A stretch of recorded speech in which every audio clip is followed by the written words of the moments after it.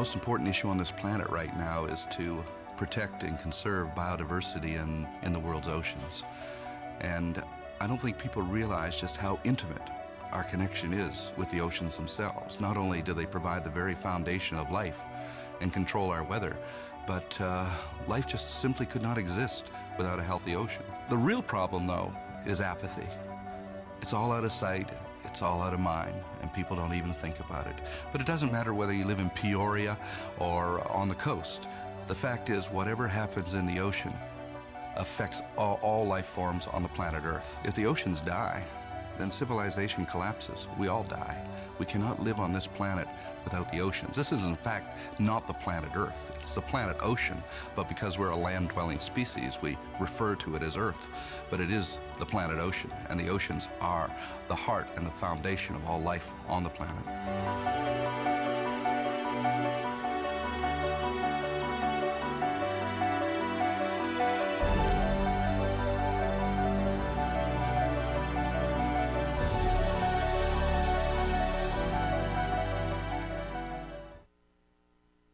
Two anti-government, self-described revolutionaries have shot up a pizza restaurant as well as a Walmart in Las Vegas. The internationally syndicated political series, The David Pakman Show, provides progressive talk, analysis, and interviews with the nation's youngest radio and television host, David Pakman. Find out more and catch up on all the latest episodes by visiting our website at freespeech.org.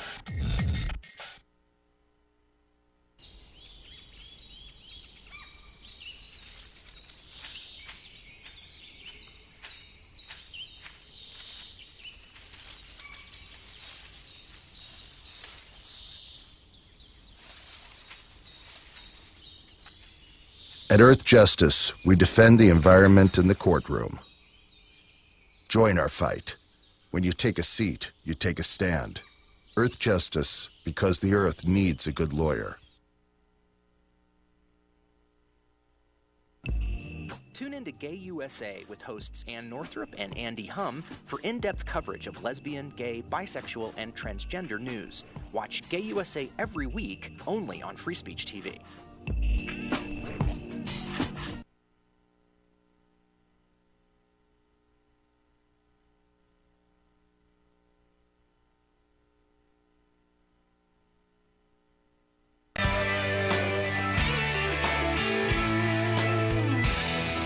What do you say, friends and neighbors? Time out here for a very important word about Free Speech TV, because it's Friday, and there's one more thing you've got to do before we go into the weekend, and that is make your pledge today, Friday, to Free Speech TV. Listen, I want to ask you something. Imagine something. Imagine you wake up one day, and first thing you do, you turn on the TV, you go right to Free Speech TV, as you always do, for the Bill Press Show, and boop, blank screen, nothing there. And you think, okay, well, you know, something's wrong with Bill Press's show today.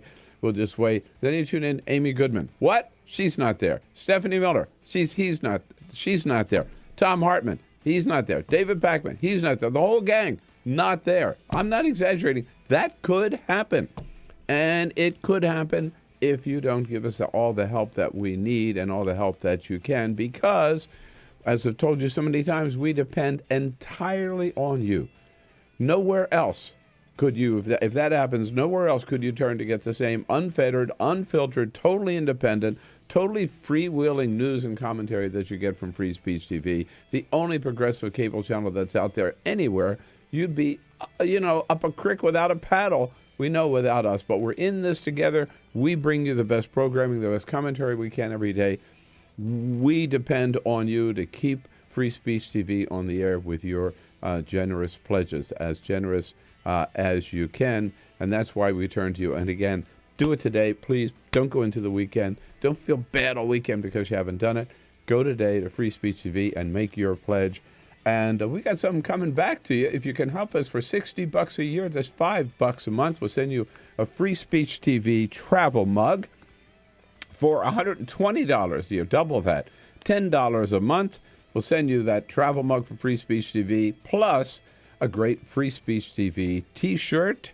For $240, you double that again, $20 a month for all this great programming, $240 a year. Get this, a Bill Press Show mug, a real collector's item, as we say, and an Equal Exchange African gift box, a very special gift, and part of the proceeds for that gift go to support the nuns who run the Panzi Hospital down in the Republic of Congo.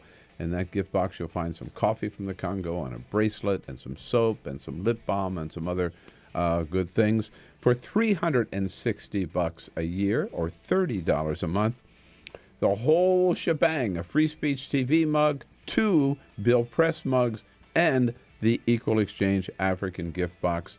And for a very special treat, if you can afford it, $1,000 to Free Speech TV. Come to Washington, Carol and I.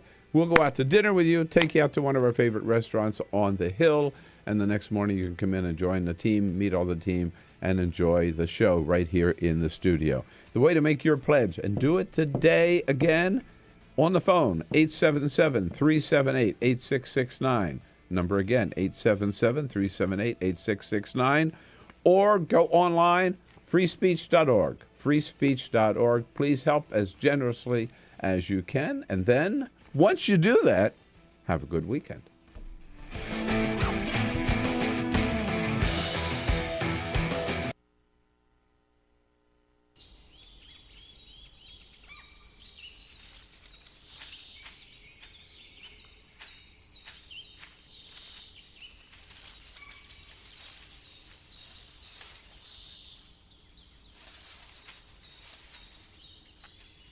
At Earth Justice, we defend the environment in the courtroom.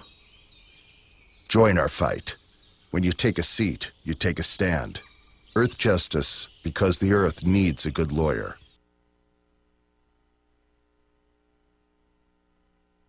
Two anti-government, self-described revolutionaries have shot up a pizza restaurant as well as a Walmart in Las Vegas. The internationally syndicated political series, The David Pakman Show, provides progressive talk, analysis, and interviews with the nation's youngest radio and television host, David Pakman.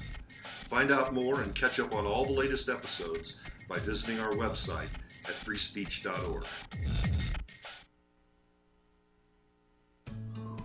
You wouldn't let money just blow out of your house.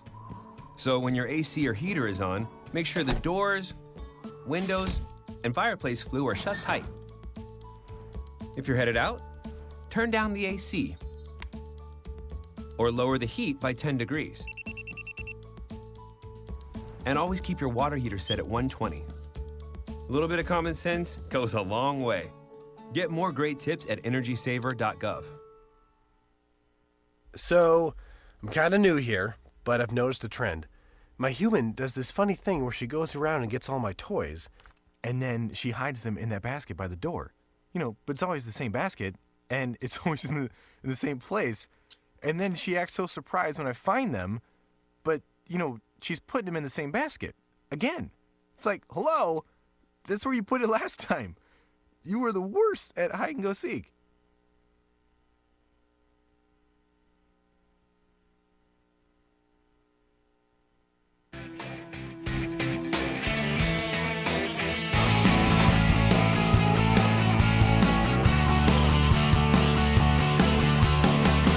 Broadcasting around the nation, on your radio, on your TV, and online.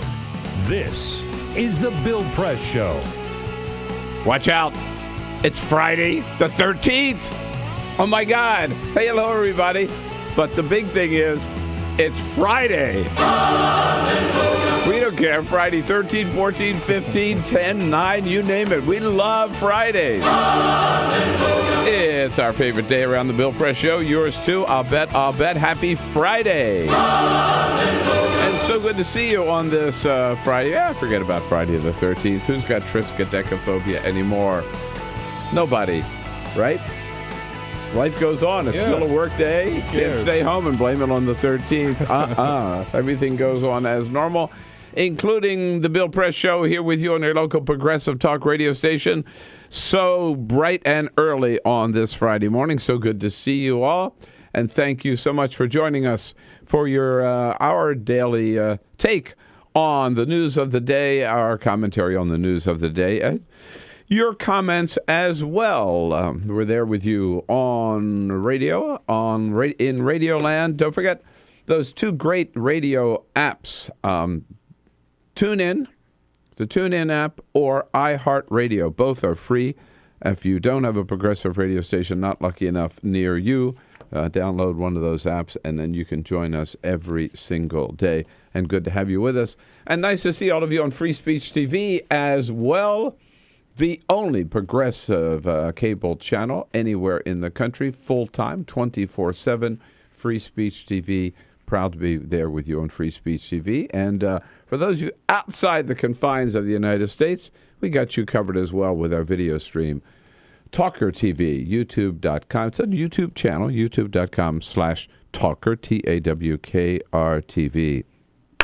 And with that, 5 days in a row, can you believe it? All together, Team Press, Peter Ogburn and Elisa Murphy. Hello, Bill. Happy Friday. Yes. Friday. With Alicia Cruz and Cyprian Bolding, our videographer. And if you're thinking that Peter looks pretty beaten up today and pretty, like didn't get much sleep, that's because he didn't, thanks to LeBron James and the Cavaliers. It wasn't LeBron James last night. It wasn't LeBron James. It was Kyrie Irving. Is that right? Kyrie Irving, yeah. Oh, man. And it all started when it looked like the Spurs were going to pull it off. The score, 107-110, but...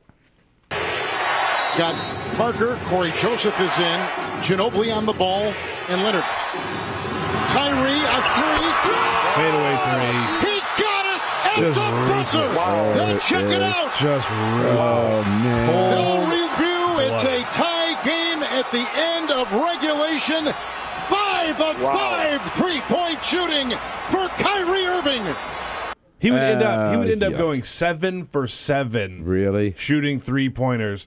And he ended up with 57 points. Whoa. Points. Mm-hmm. That's crazy. It was a beautiful shot. It really was. Yeah. Look, the Cavaliers will find so many different ways to beat a team. Mm-hmm. And they, man, when they're clicking, they're really Only if LeBron would have worn his headband. That's what it was. That's what it was. That's what it yeah, was. Right. Okay. We got it. Susan, pardon me. Woo. Susan Paige from USA Today coming up a little later this hour. We're going to jump up to Boston and get the latest on the Boston Marathon bomber trial.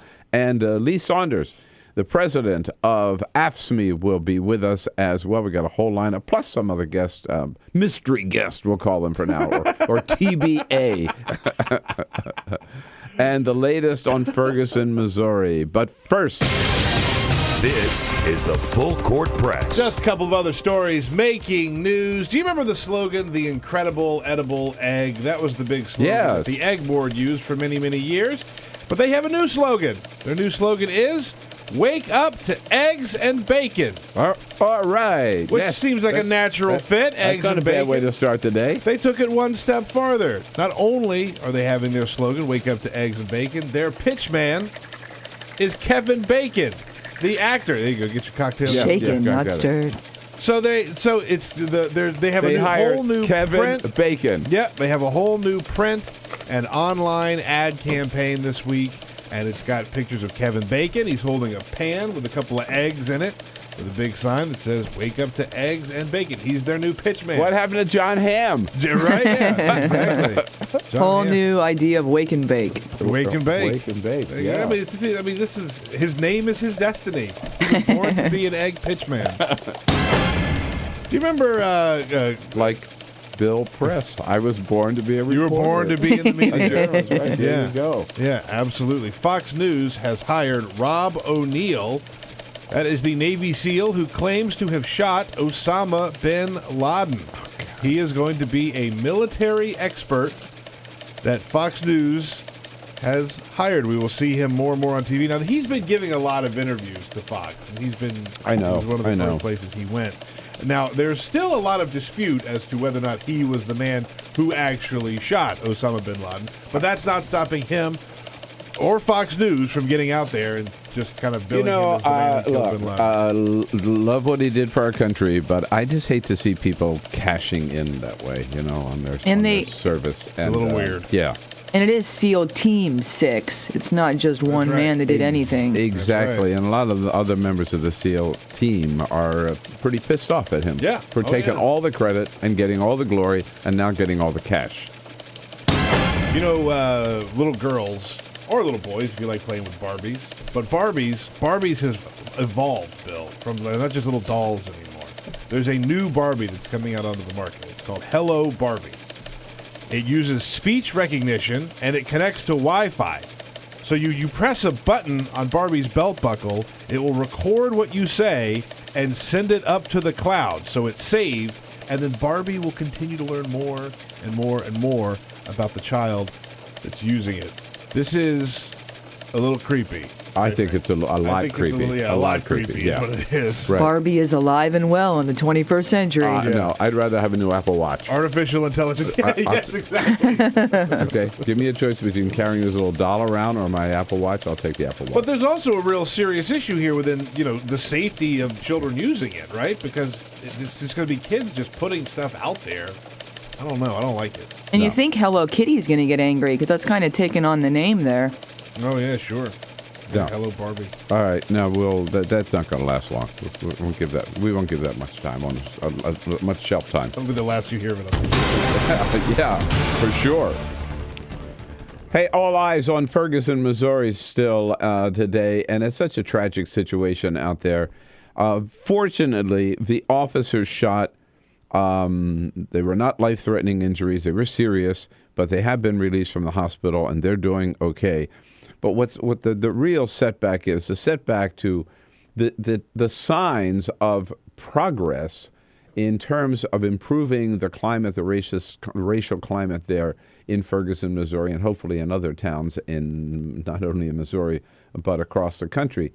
After that scathing Department of Justice report last week about the pattern of racism in the Ferguson, Missouri Police Department, all of which contributed, of course, to the, I believe, still unjustified, I don't care what the judge said or what the Department of Justice ruled when it comes to Officer Darren Wilson, totally unjustified shooting and killing of Michael Brown last August.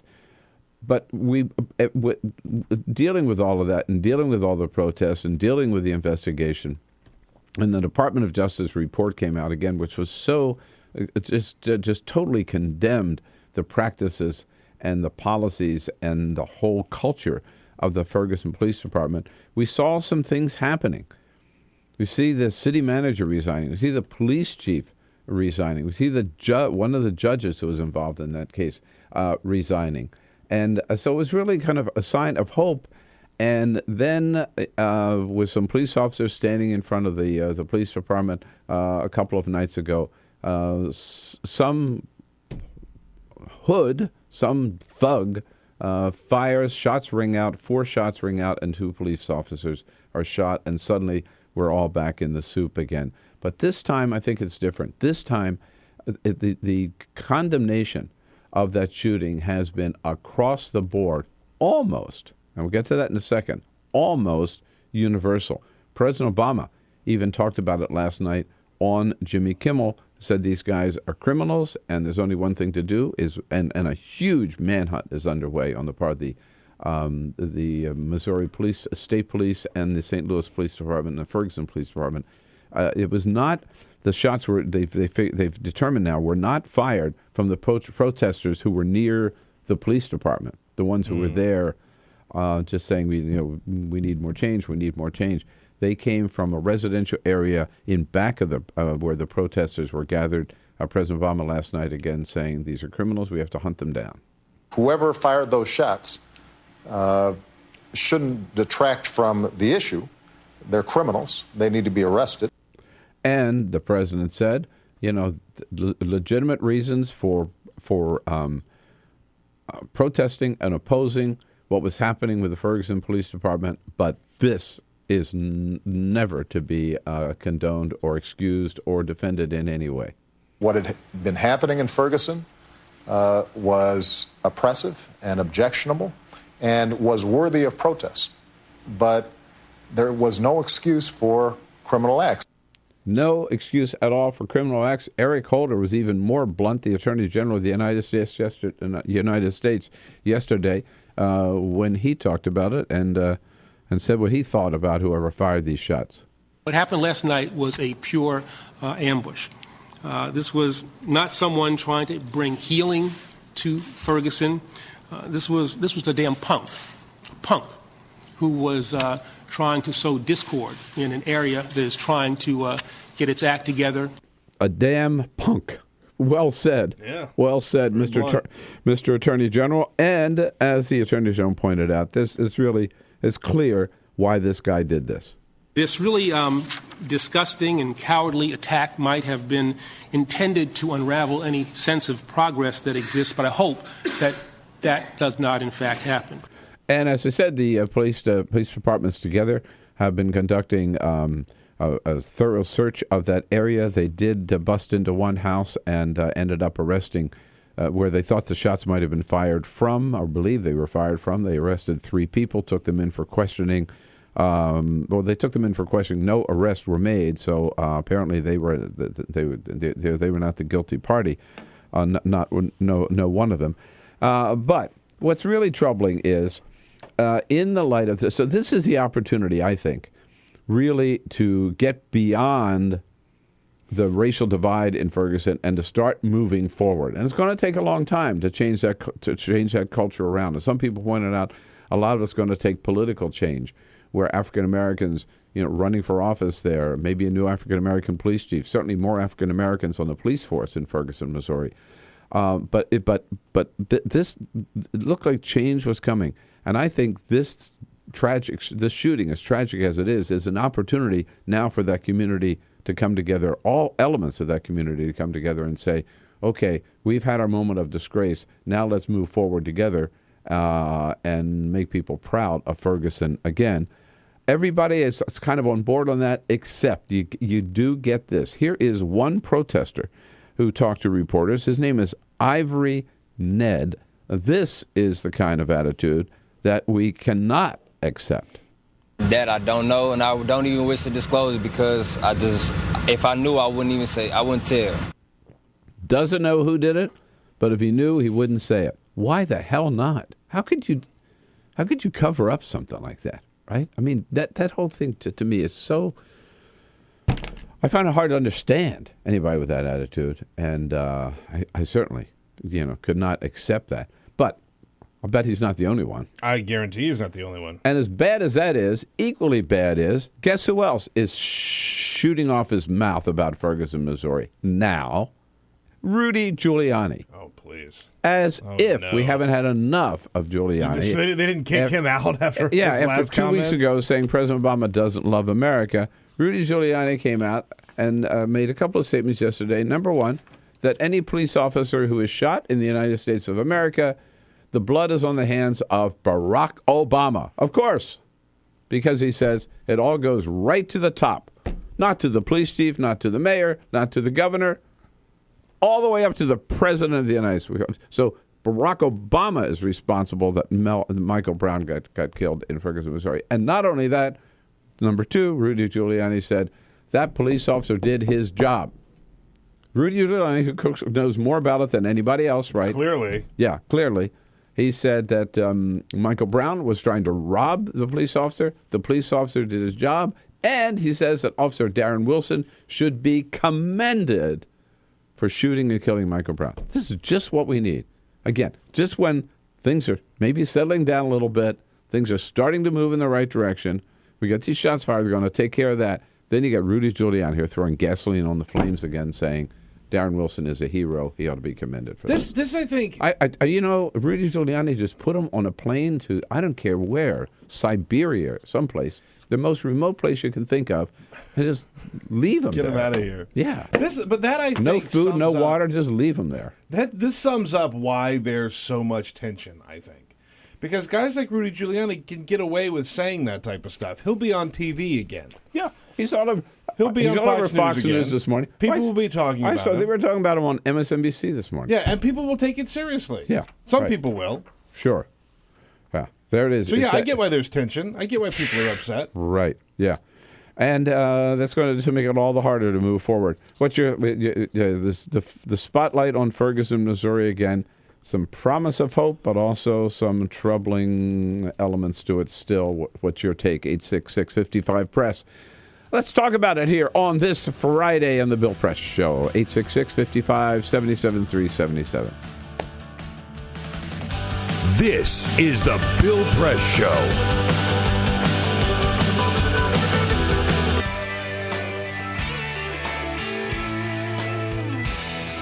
What do you say, friends and neighbors? Time out here for a very important word about Free Speech TV, because it's Friday, and there's one more thing you've got to do before we go into the weekend, and that is make your pledge today, Friday, to Free Speech TV. Listen, I want to ask you something. Imagine something. Imagine you wake up one day, and first thing you do, you turn on the TV, you go right to Free Speech TV, as you always do, for the Bill Press Show, and boop, blank screen, nothing there. And you think, okay, well, you know, something's wrong with Bill Press's show today. We'll just wait. Then you tune in, Amy Goodman. What? She's not there. Stephanie Miller. She's not there. Tom Hartman. He's not there. David Pakman. He's not there. The whole gang, not there. I'm not exaggerating. That could happen. And it could happen if you don't give us all the help that we need and all the help that you can, because as I've told you so many times, we depend entirely on you. Nowhere else could you, if that happens, nowhere else could you turn to get the same unfettered, unfiltered, totally independent, totally freewheeling news and commentary that you get from Free Speech TV, the only progressive cable channel that's out there anywhere. You'd be, up a creek without a paddle. We know without us, but we're in this together. We bring you the best programming, the best commentary we can every day. We depend on you to keep Free Speech TV on the air with your generous pledges, as generous as you can, and that's why we turn to you. And again, do it today. Please don't go into the weekend. Don't feel bad all weekend because you haven't done it. Go today to Free Speech TV and make your pledge. And we got something coming back to you. If you can help us for $60 a year, that's $5 a month. We'll send you a Free Speech TV travel mug for $120 a year, double that, $10 a month. We'll send you that travel mug for Free Speech TV, a great Free Speech TV T-shirt for $240, you double that again, $20 a month for all this great programming, $240 a year. Get this, a Bill Press Show mug, a real collector's item, as we say, and an Equal Exchange African gift box, a very special gift. And part of the proceeds for that gift go to support the nuns who run the Panzi Hospital down in the Republic of Congo. In that gift box, you'll find some coffee from the Congo and a bracelet and some soap and some lip balm and some other good things for $360 a year or $30 a month. The whole shebang, a Free Speech TV mug, 2 Bill Press mugs, and the Equal Exchange African gift box. And for a very special treat, if you can afford it, $1,000 to Free Speech TV. Come to Washington, Carol and I. We'll go out to dinner with you, take you out to one of our favorite restaurants on the Hill, and the next morning you can come in and join the team, meet all the team, and enjoy the show right here in the studio. The way to make your pledge, and do it today again, on the phone, 877-378-8669. Number again, 877-378-8669. Or go online, freespeech.org. freespeech.org. Please help as generously as you can. And then, once you do that, have a good weekend.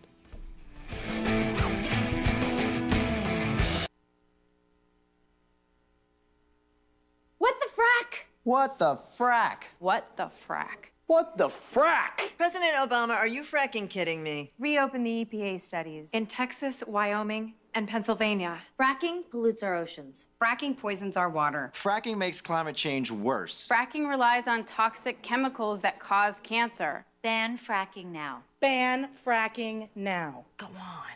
Ban it. Ban fracking now. Please.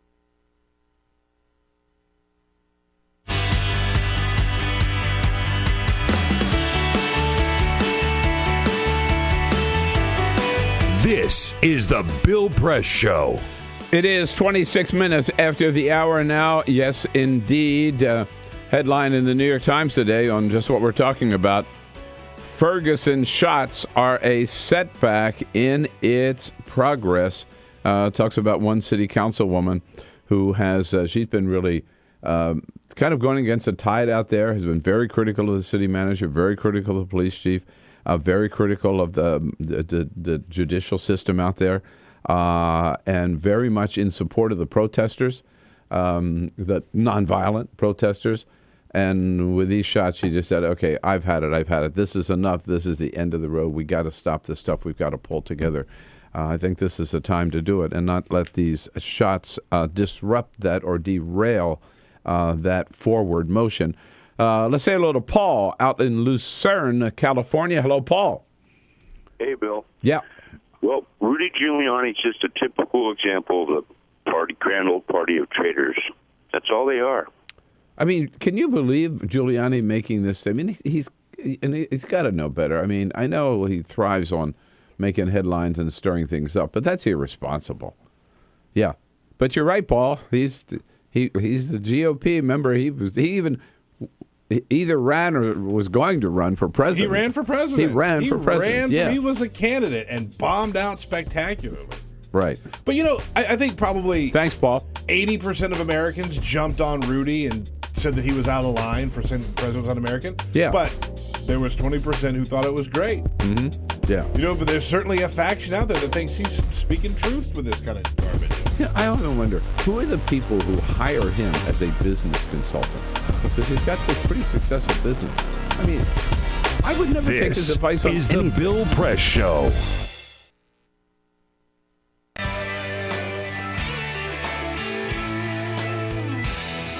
What do you say, friends and neighbors? Time out here for a very important word about Free Speech TV, because it's Friday, and there's one more thing you've got to do before we go into the weekend, and that is make your pledge today, Friday, to Free Speech TV. Listen, I want to ask you something. Imagine something. Imagine you wake up one day, and first thing you do, you turn on the TV, you go right to Free Speech TV, as you always do, for the Bill Press Show, and boop, blank screen, nothing there. And you think, okay, well, something's wrong with Bill Press's show today. We'll just wait. Then you tune in Amy Goodman. What? She's not there. Stephanie Miller. She's not there. Tom Hartman. He's not there. David Pakman. He's not there. The whole gang, not there. I'm not exaggerating. That could happen. And it could happen if you don't give us all the help that we need and all the help that you can, because as I've told you so many times, we depend entirely on you. Nowhere else could you, if that happens, nowhere else could you turn to get the same unfettered, unfiltered, totally independent, totally freewheeling news and commentary that you get from Free Speech TV, the only progressive cable channel that's out there anywhere. You'd be, up a creek without a paddle. We know without us, but we're in this together. We bring you the best programming, the best commentary we can every day. We depend on you to keep Free Speech TV on the air with your generous pledges, as generous as you can. And that's why we turn to you. And again, do it today. Please don't go into the weekend. Don't feel bad all weekend because you haven't done it. Go today to Free Speech TV and make your pledge. And we got something coming back to you. If you can help us for $60 a year, that's $5 a month. We'll send you a Free Speech TV travel mug. For $120 a year, double that, $10 a month. We'll send you that travel mug for Free Speech TV, plus a great Free Speech TV T-shirt.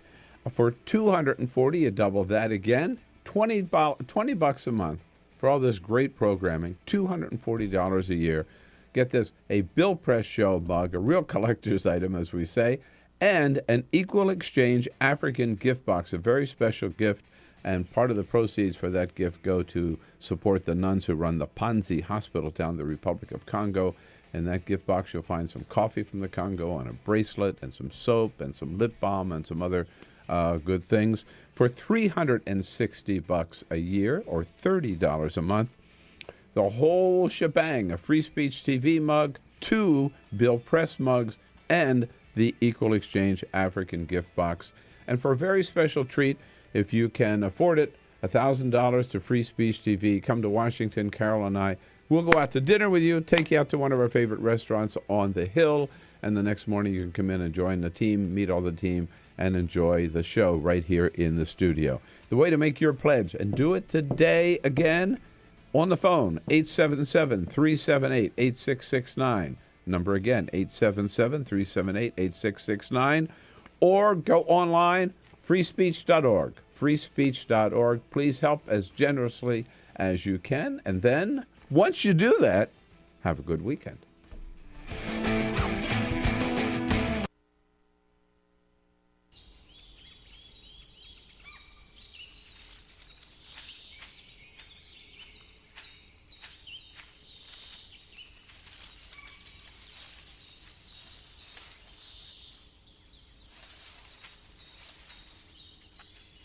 At Earth Justice, we defend the environment in the courtroom.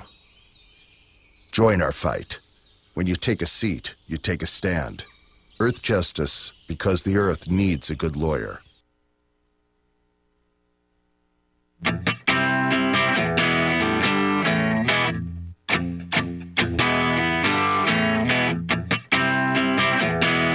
The most valuable morning radio show, according to The Nation magazine. This is The Bill Press Show. All right, it is 33 minutes after the hour on this Friday. Yes, Friday, March 13th. So what? I'm not afraid. There's nothing to do here now. We just roll on. We'll just ignore it. We're coming to you live from Washington, D.C. And our studio on Capitol Hill, just down the street from the United States Capitol building. Brought to you today by the International Association of 5 unions altogether: sheet metal, air, rail, and transportation. Make that 4, but you add them together, and they are the SMART Union. Again, sheet metal, air, rail, and transportation. Good men and women of the SMART Union under President Joseph Nigro, giving a fair day's work for a fair day's pay. You bet. And for more information, go to their website, smart-union.org. Well, President Obama made those statements about Ferguson yesterday as is the serious part of his appearance last night with Jimmy Kimmel. Went out to Los Angeles, did a fundraiser while he was there for the DNC in at a home in Santa Monica. And then, by the way, our buddy, member of our team, friend of Bill, Evan McMorris Santoro. Yes, indeed. Was with the president on Air Force One yesterday. Yeah. He was pooling for the White House. So I was reading Evan's posts all day yesterday. He tweeted out a shot of him getting off of Air Force One and said, Air Force One is about to become Cat GIF One. He was very excited. Because of all the BuzzFeed cat. Yeah, all the BuzzFeed jokes. Yeah, I think it was his first time on the road. It was. With President Obama. But his post for the, we all get the pool feeds. Pool reports, yeah. Pool reports from the White House. Every stop on the president's, or in between stops even, constant little pool reports when the president is traveling. And it was fun reading them yesterday from Evan McMorris Santoro. But before the fundraiser for the DNC, the president did tape his appearance on Jimmy Kimmel last night. And while part of it was serious, talking about Ferguson, most of it was in the style of the Tonight Show, which you would expect. Jimmy Kimmel giving President Obama the great big introduction. Our first guest tonight made history by becoming the first Kenyan-born Muslim socialist ever elected to run this country. And he flew here tonight on a really awesome plane. Please welcome the President of the United States, number 44, Barack Obama. All right, there he is. Nice. The first Kenyan-born socialist. Will those jokes ever die? No. I don't think they'll ever go away. No. I think he even asked him last night if he had his birth certificate. Oh, God. That came up again. Yeah, right. But Obama just goes with the flow. He can.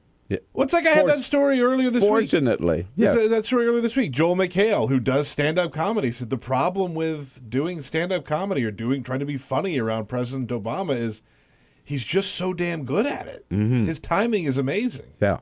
And, of course, they were going to talk about some of the news of the day. And what is the biggest news story of the day? Hillary's emails. Do you have Hillary Clinton's new email address? I can't share it with you. But I don't think she'd want you to have it. No. It's a little awkward. I don't think he wants it.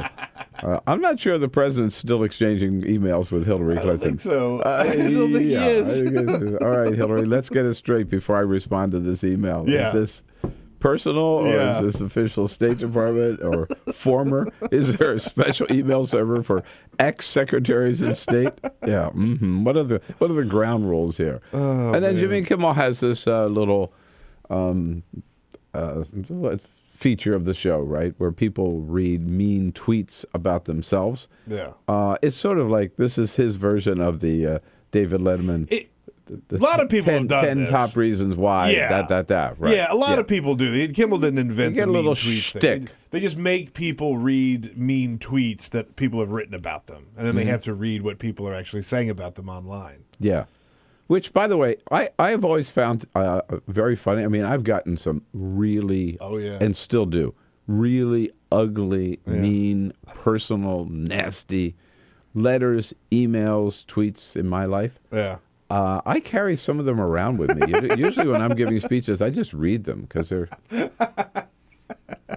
I just find them so funny because people are so ugly and mean. They can be. Yeah. Anyway. Well, last night's weren't ugly and mean. They were just sort of making fun of the way the president sometimes makes fun of himself. First of all, his clothing. I'm all right with the president wearing jeans.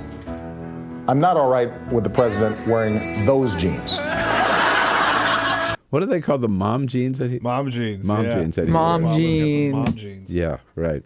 Not the real tight jeans, but the. That's right. Yeah, the ones with a real saggy butt. The baggy jeans, right. A pool up around your ankle. Yeah. Long and low. And of course, President Obama, I've heard it many times. Remember, he says, I'm that skinny guy with a funny name and the big ears. Yeah. How do you make Obama's eyes light up? Shine a flashlight in his ears. That's pretty good. No. That's really, I like that. which also says something about his brain, of course. Right. Yeah. Lack of one. Lack of one, right? Anyhow. But he went along with that. And there was one that came up, which maybe somebody meant it to be kind of mean, but President Obama liked it. Is there any way we could fly Obama to some golf course halfway around the world and just leave him there? Well, RW is surfer girl. I think that's a great idea. He's all for that. Yeah, Love right. that. Okay, so there he is. I had a good time last night. He always has a good time on these shows. Yeah, he does. And you know what? He always does a good job. He does. Yeah, right. So I didn't realize that in the mean tweet department that we had an expert right here in the studio with us. All right, so here's the deal.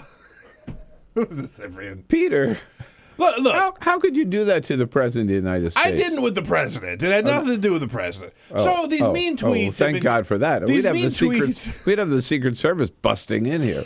The maybe mean not, tweets thing because- started a couple years ago, and different publications would have somebody on and then make them read tweets that people have written about them. So last year, Bob Stoops, the head coach of Oklahoma, was on SportsCenter, and they had him read some of the mean tweets that people have written about him.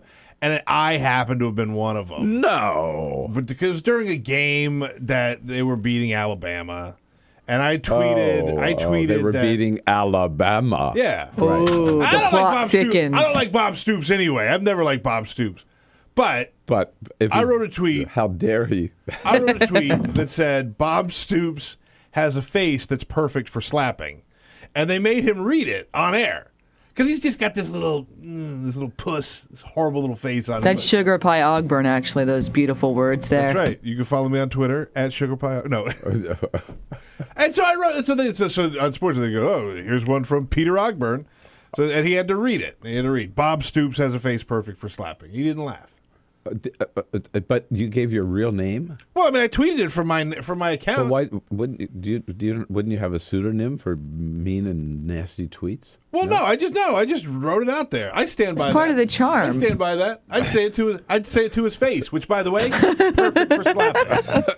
It's like telling somebody they've got a perfect face for radio. Yeah, which I've heard, which I've only heard about 100 times in my life. Right, but perfect face for slapping. Now, I want to know, did you tell your sons that you did this tweet, and what would you think if they said that about one of their friends? Look, That's a whole side issue. I'm glad that you brought it up. I think it's the heart of the matter.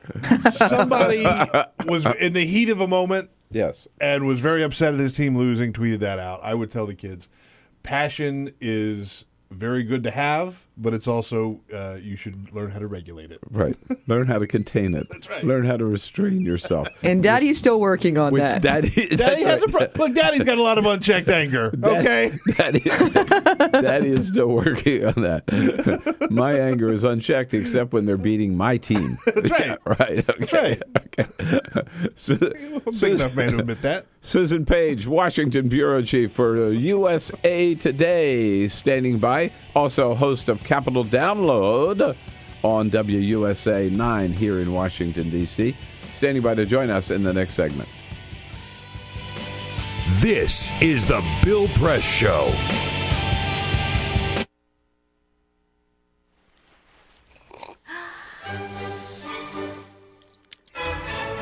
When I started learning about nutrition, about which, by the way, much less is known than you might think, I learned that what mattered most about one's health was not necessarily the nutrients, good or bad, that you were consuming or staying away from, or even the calorie counts. But what predicted a healthy diet more than anything else is the fact that it was being cooked by a human being and not a corporation.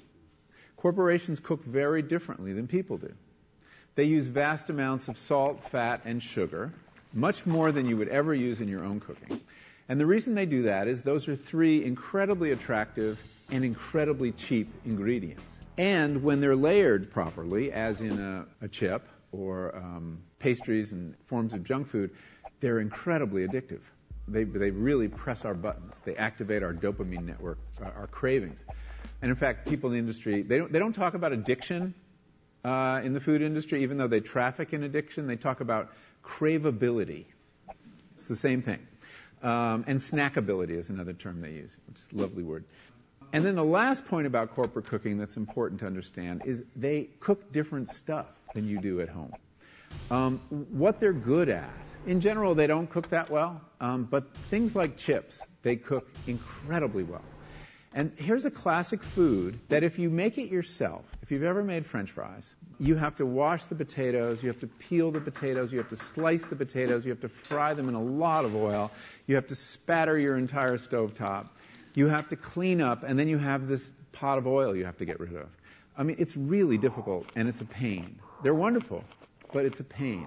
And if you make them yourself, you'll only eat them every 6 weeks, 2 months, because it's too much work. But when you let corporations cook for you, it's so simple and so inexpensive, and they're really good, that you will have them twice a day, as many people in America do. So you see the kinds of foods you end up with are these labor-intensive foods and desserts. These special occasion foods become everyday foods when we let industry cook for us. Eat anything you want, just cook it yourself.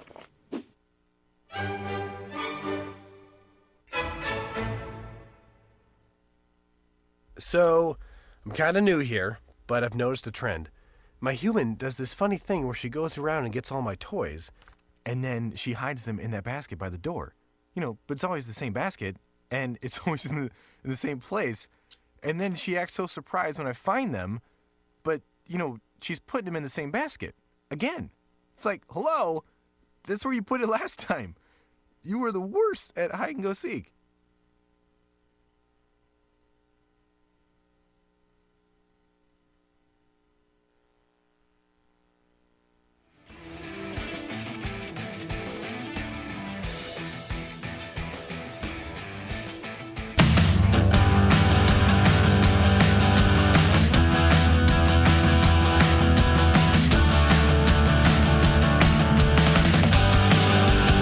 On your radio, on TV, and online. This is the Bill Press Show.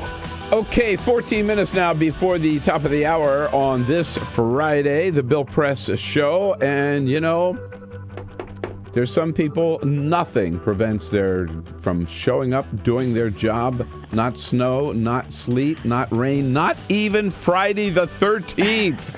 No triskaidekaphobia in Susan Paige's world. Hello, Susan. Well, excellent use of that word. I can't say. Yeah, it's a tongue twister for sure. I go by it real fast so I don't trip up on it. How's it going? It's going well. Ahmadinejad is another word that is hard to say. It sure is. And how about Jarnayev? Whatever. Joker. Yeah. And now this is a big weekend for you, Susan. The Gridiron dinner on Saturday night. What's in store? 130 years. This is our 130th anniversary dinner. The oldest group of journalists in Washington, and also a group of the oldest journalists in Washington. In both ways, right? Yeah, both ways. It's a great fun evening. I had the pleasure and fun of going just once with when Bob Novak was president. The great Bob Novak. Yeah. This year, Scott Walker is the Republican speaker. He'll be fun to see. Terry McAuliffe is the Democratic speaker. President Obama is attending. He'll make the evening's closing remarks, and the journalists will put on, these skits and songs that we think are hilarious, and we hope the audience is maybe sufficiently liquored up that they'll think so too. They'll think so too, right? Yeah. So the Democrat and the Republican, Scott Walker and Terry McAuliffe, they sort of do kind of jabs at each other, right? And is that? The secret to a successful gridiron speech is doing jabs at yourself and at your party. And when people who come and speak and aren't so successful, it's because they do kind of traditional political jab the other guy. The best ones are where they make fun of themselves, of their president, of their congressional leaders. So we'll see. We'll see how they do tomorrow night. And it's all off the record, right? Oh no, it's all on the record. Oh, it is on the record. But it's not open to TV cameras, and that's why people sometimes think it's off the record. So, but if you were there, you could write about it. Absolutely. Could you record it? No. Oh, okay, great. Please, 130 years ago, you think they were recording the speeches? No. If they didn't do it 130 years ago, if it's good enough for them, our founders, good enough for us. And is there any theme to the entertainment session? Not especially. Although you can guess some of the targets, like for instance, the Secret Service. There's a Secret Service song.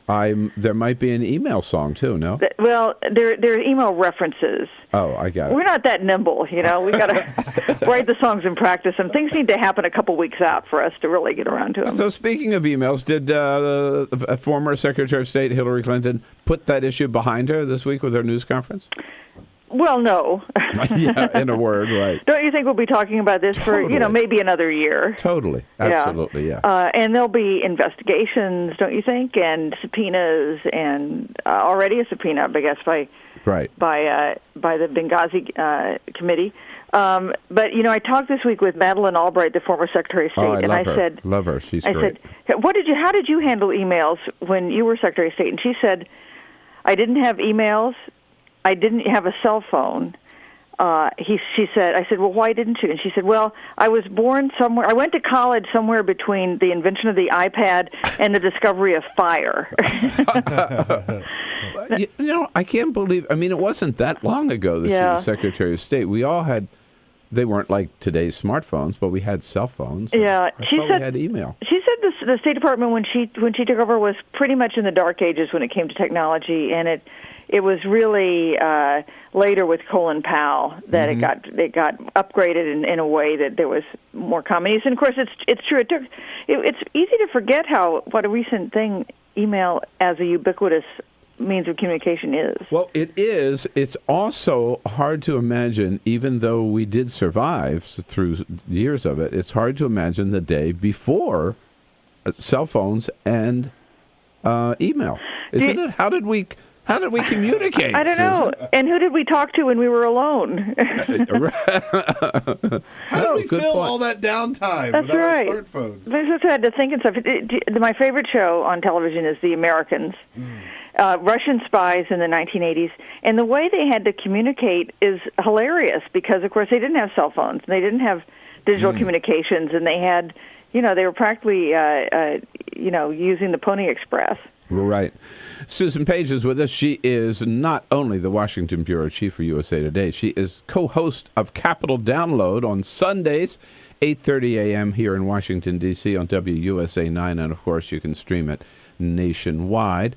Is Madeline your big interview this week? Madeline's our main interview this week, and then we have a second interview with Michael Steele, and we're going to ask... Which Michael Steele? The Michael Steele, the former Republican National Chairman, and possible Maryland Senate candidate. We're going to ask him about that. Oh, I hadn't heard that he's thinking of jumping in. He's thinking about running for the seat that Barbara Mikulski is going to vacate. He ran before for Senate or governor? He ran for Cardin, right? Senator, that's right. And previously was lieutenant governor. Right. Yes, lieutenant governor. Wow. That field, of course, already crowded on the Democratic side with both Chris Van Hollen and Donna Edwards. Right. And, of course, a Democratic state, but sometimes the other party can win. We've seen that happen in Maryland as well. Did you have a chance to ask Secretary Albright about this letter signed by 47 Republicans to the Ayatollah of Iran? She said it ought to be illegal. Whoa. She said she said the Iranians must think we have lost our minds when they see that kind of thing about it. She called it unprecedented. Well, I think it is. You know, I saw the yesterday the supreme leader of Iran even said this shows that America kind of is falling apart or something. You know, President Obama might agree with him.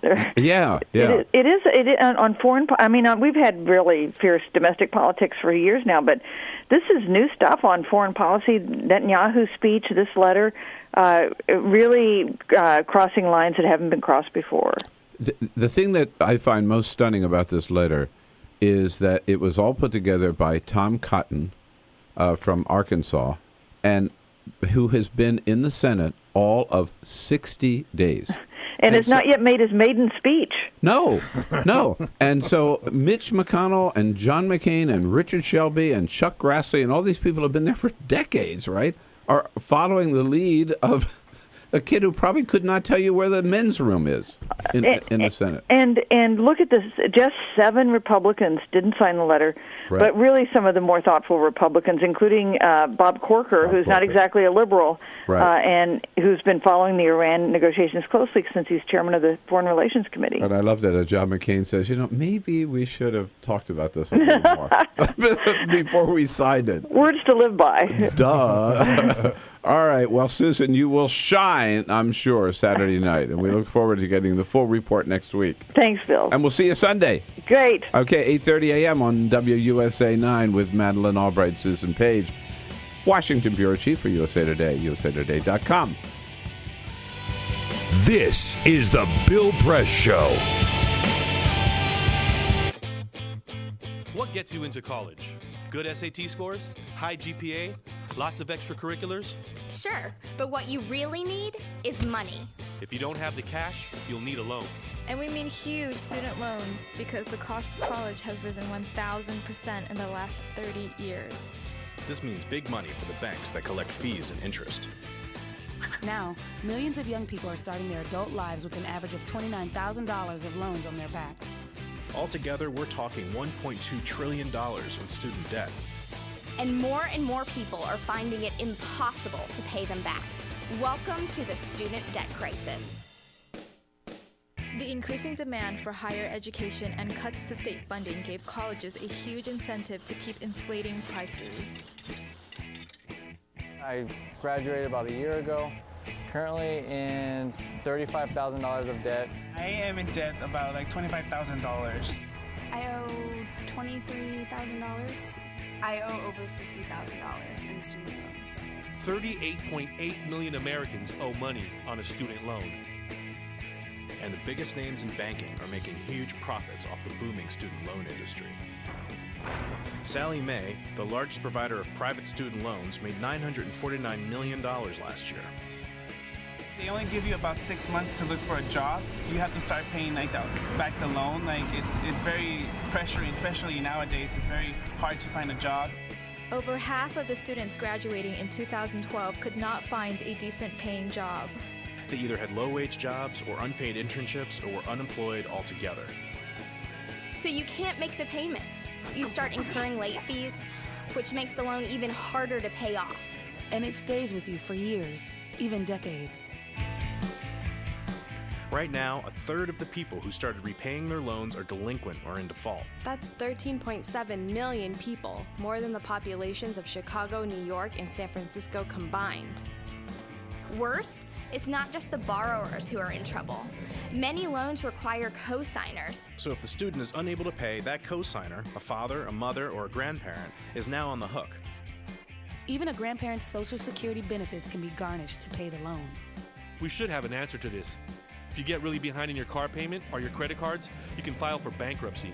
But Congress has made it nearly impossible to discharge student loans through bankruptcy. Big institutions make big profits while students try to make ends meet under crushing debt.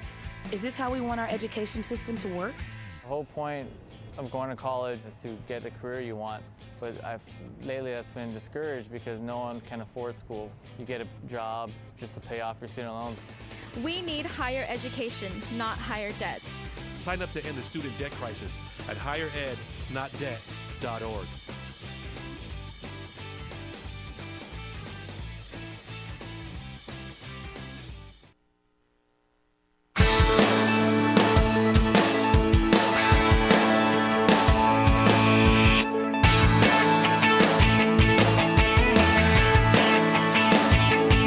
This is the Bill Press Show. All right, let's stop the next hour up to Boston for the latest in the Boston Marathon bomber trial. Peter? Bill, the TV show Mad Men on AMC, their next debut episode for the next season comes out on April 5th. That's when you're going to have to watch it. All right. Unless your name is Barack Obama. Dan Pfeiffer, formerly with the communications team, was on the Grantland podcast and said President already has a copy. Get out. He's able to get some of these premieres well ahead of time, and he watches them. Now we know what he does on that long flight on right. Air Force One, right? He's already seen Mad From Men. Washington to California, he's already seen it. Oh, man. Well, This the perks with is the job, the Bill right? Press Show. Two anti-government, self-described revolutionaries have shot up a pizza restaurant as well as a Walmart in Las Vegas.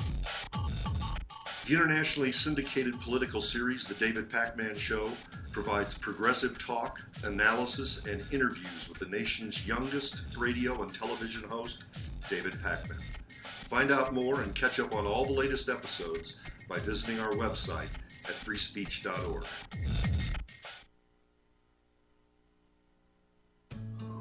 You wouldn't let money just blow out of your house. So when your AC or heater is on, make sure the doors, windows, and fireplace flue are shut tight. If you're headed out, turn down the AC or lower the heat by 10 degrees. And always keep your water heater set at 120. A little bit of common sense goes a long way. Get more great tips at energysaver.gov. So, I'm kind of new here, but I've noticed a trend. My human does this funny thing where she goes around and gets all my toys, and then she hides them in that basket by the door. But it's always the same basket, and it's always in the same place. And then she acts so surprised when I find them, but, she's putting them in the same basket. Again. It's like, hello, that's where you put it last time. You were the worst at hide and go seek.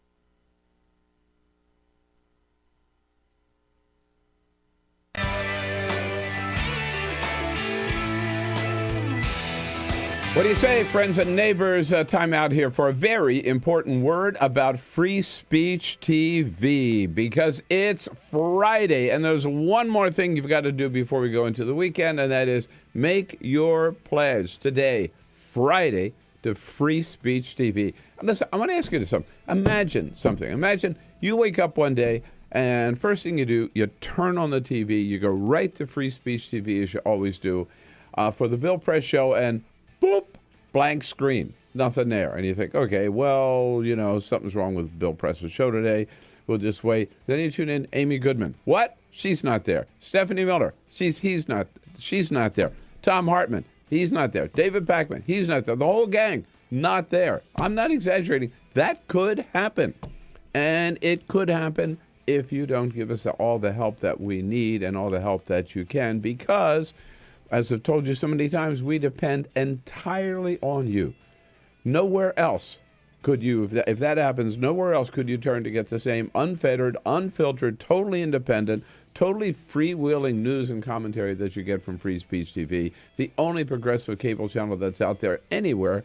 You'd be, up a creek without a paddle. We know without us, but we're in this together. We bring you the best programming, the best commentary we can every day.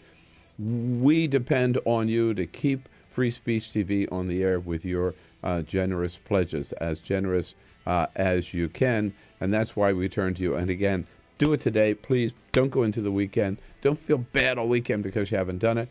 Go today to Free Speech TV and make your pledge.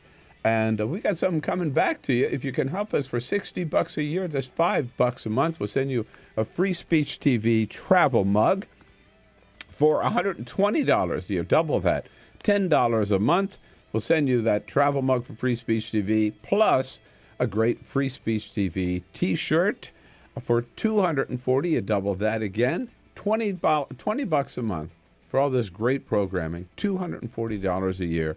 Get this, a Bill Press Show mug, a real collector's item, as we say, and an Equal Exchange African gift box, a very special gift, and part of the proceeds for that gift go to support the nuns who run the Panzi Hospital down in the Republic of Congo. In that gift box, you'll find some coffee from the Congo and a bracelet and some soap and some lip balm and some other good things for $360 a year or $30 a month. The whole shebang, a Free Speech TV mug, 2 Bill Press mugs, and the Equal Exchange African gift box. And for a very special treat, if you can afford it, $1,000 to Free Speech TV. Come to Washington, Carol and I. We'll go out to dinner with you, take you out to one of our favorite restaurants on the Hill, and the next morning you can come in and join the team, meet all the team, and enjoy the show right here in the studio. The way to make your pledge, and do it today again, on the phone, 877-378-8669. Number again, 877-378-8669. Or go online, freespeech.org. Freespeech.org. Please help as generously as you can. And then, once you do that, have a good weekend.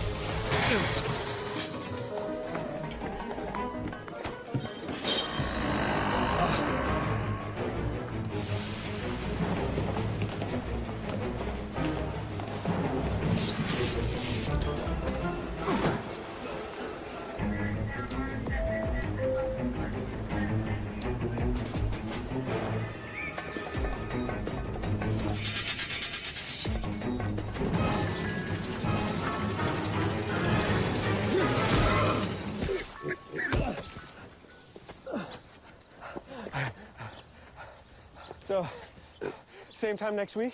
Well, of course. Put away a few bucks, feel like $1 million. For free tips to help you save, go to Feed the Pig.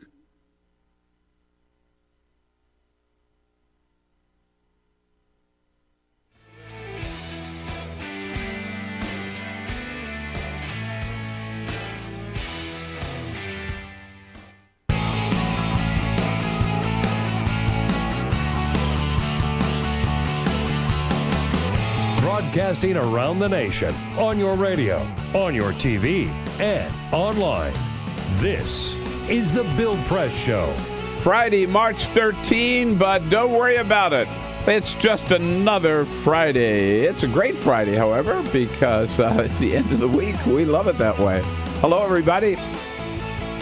Friday, March 13 version of the Bill Press Show, coming to you live from Washington, D.C., our nation's capital.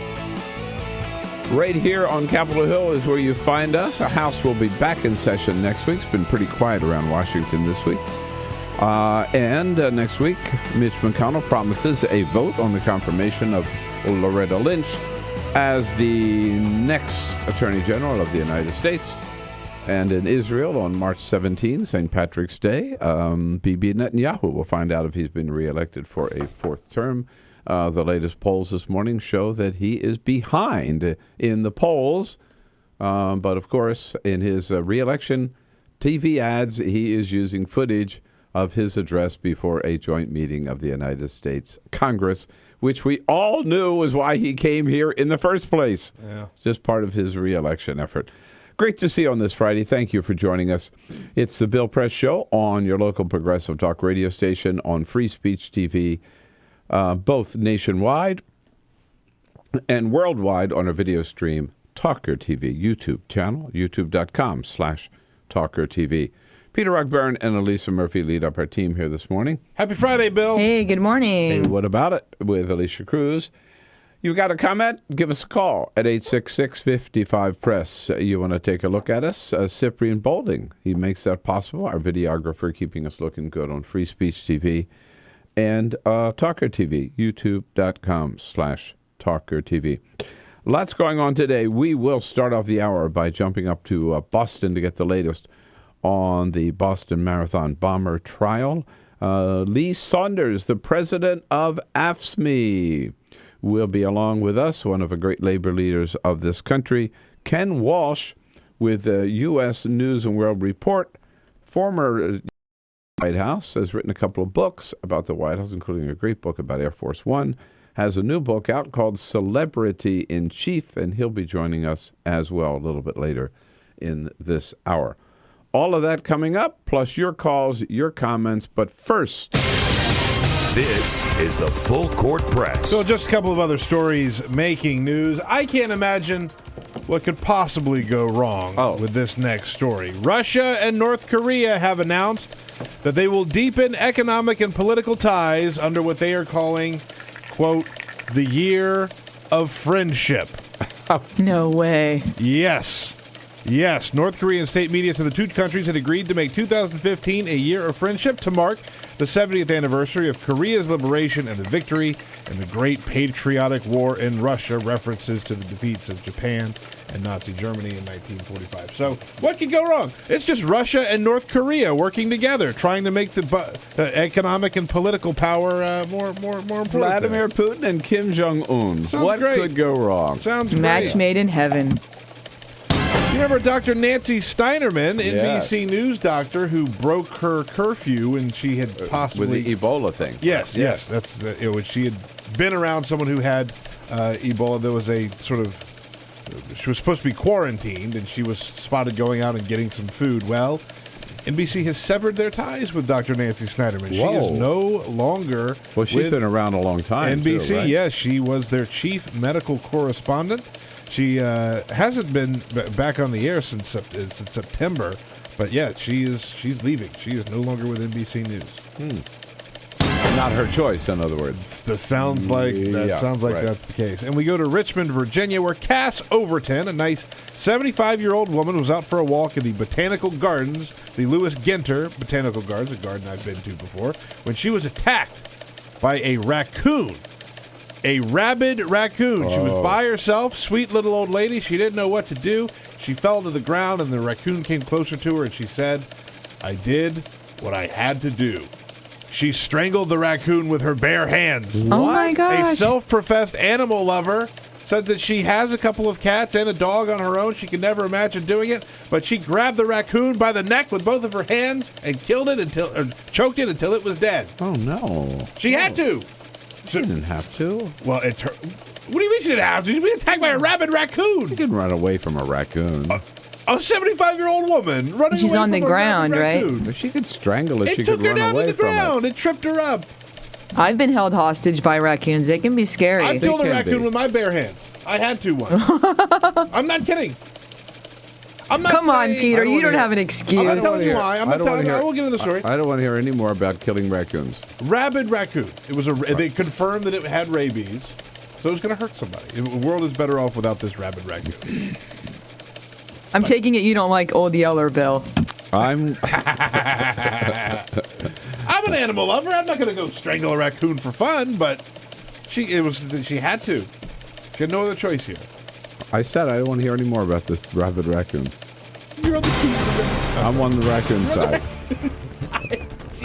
You are a bleeding heart liberal.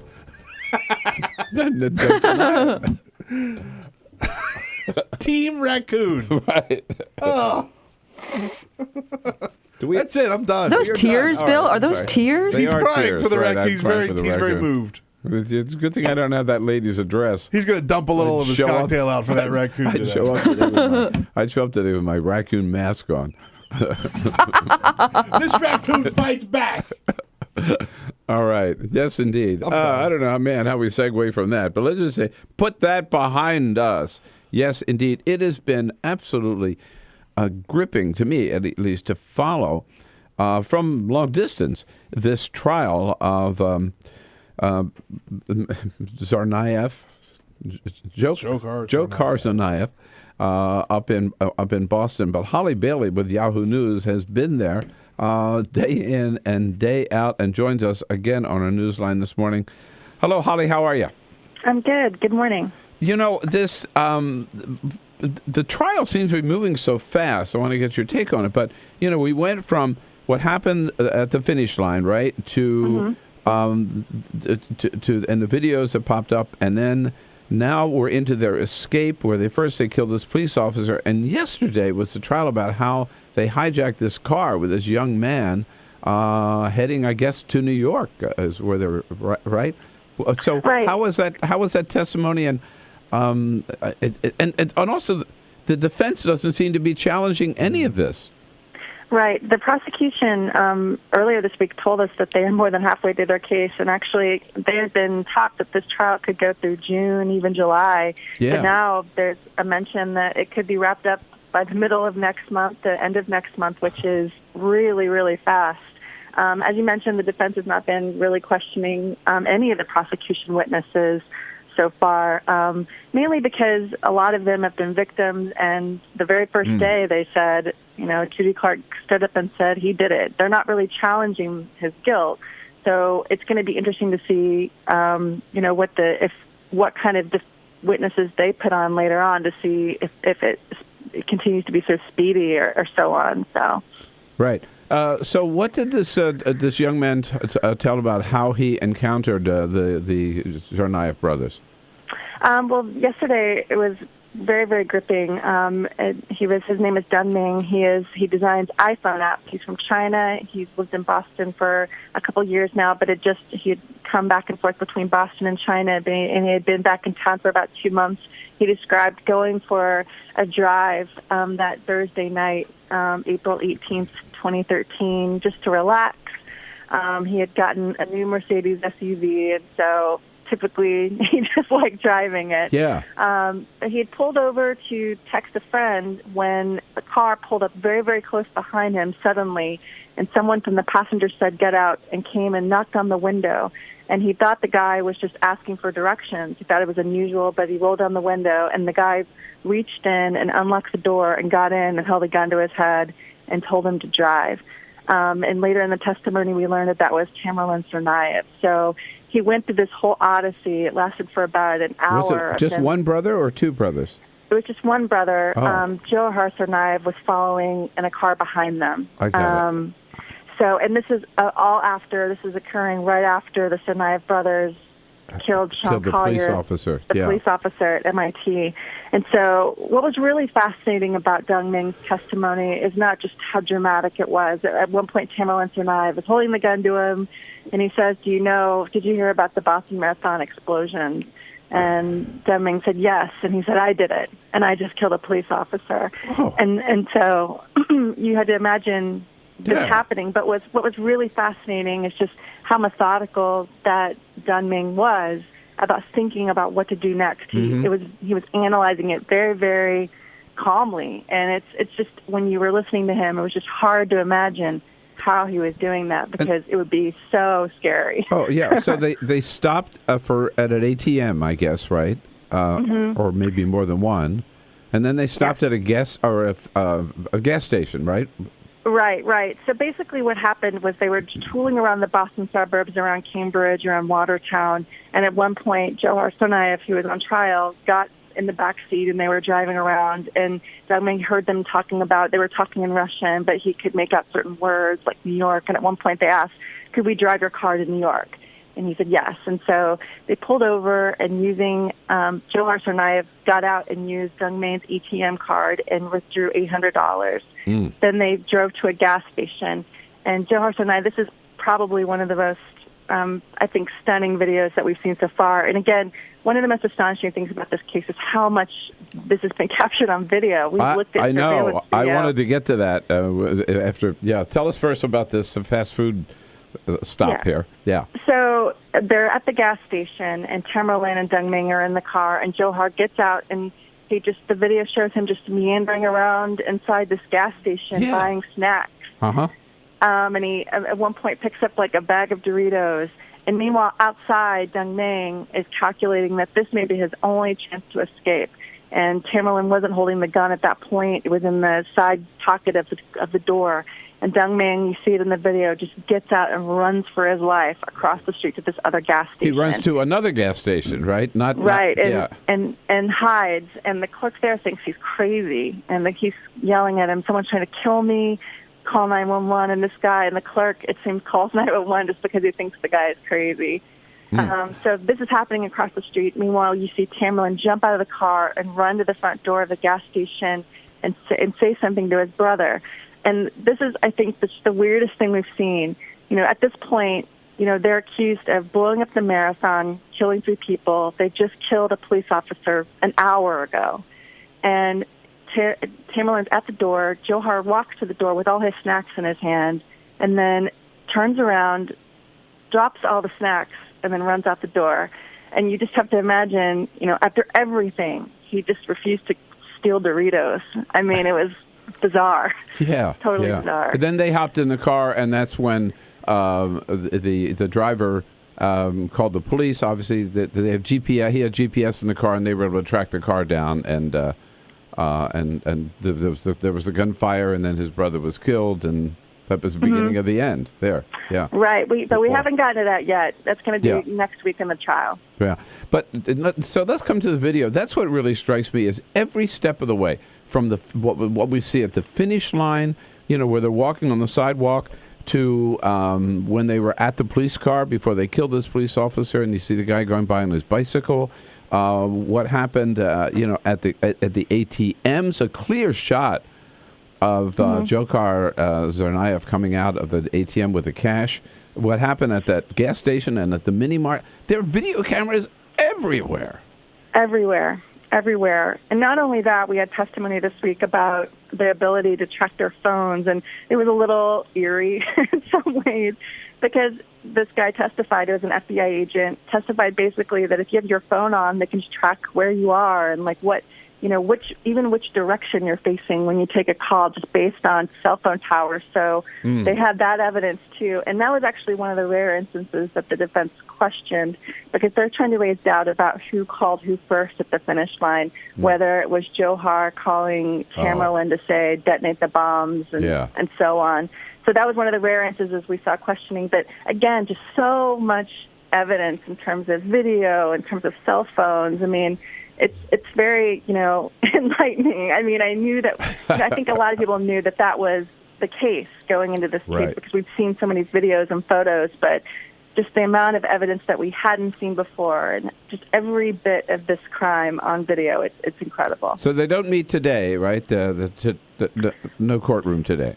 Right. Yeah. We pick up back on Monday. The court goes Monday through Thursday, and basically prosecution is going to move next to Watertown, where we're expected to hear about, about the shootout with the cops, and then the eventual capture of Johar Tsarnaev. The biggest mystery, I think, is whether we're going to hear very much about one of the things we really don't know is who bought the bomb-making materials, where the bombs were built. Right. They might not get into that, actually, because it sounds like it was Tamerlan, and Tamerlan's not on trial. Got it. All right. Oh, man, Holly, so good to get the first-hand report from you on this. I so much appreciate your time, and we will check in with you again soon as the trial moves along. Thanks. Thanks, Holly. Holly Bailey with Yahoo News. I should have mentioned that, of course. She's there for Yahoo News, yahoonews.com. This is the Bill Press Show.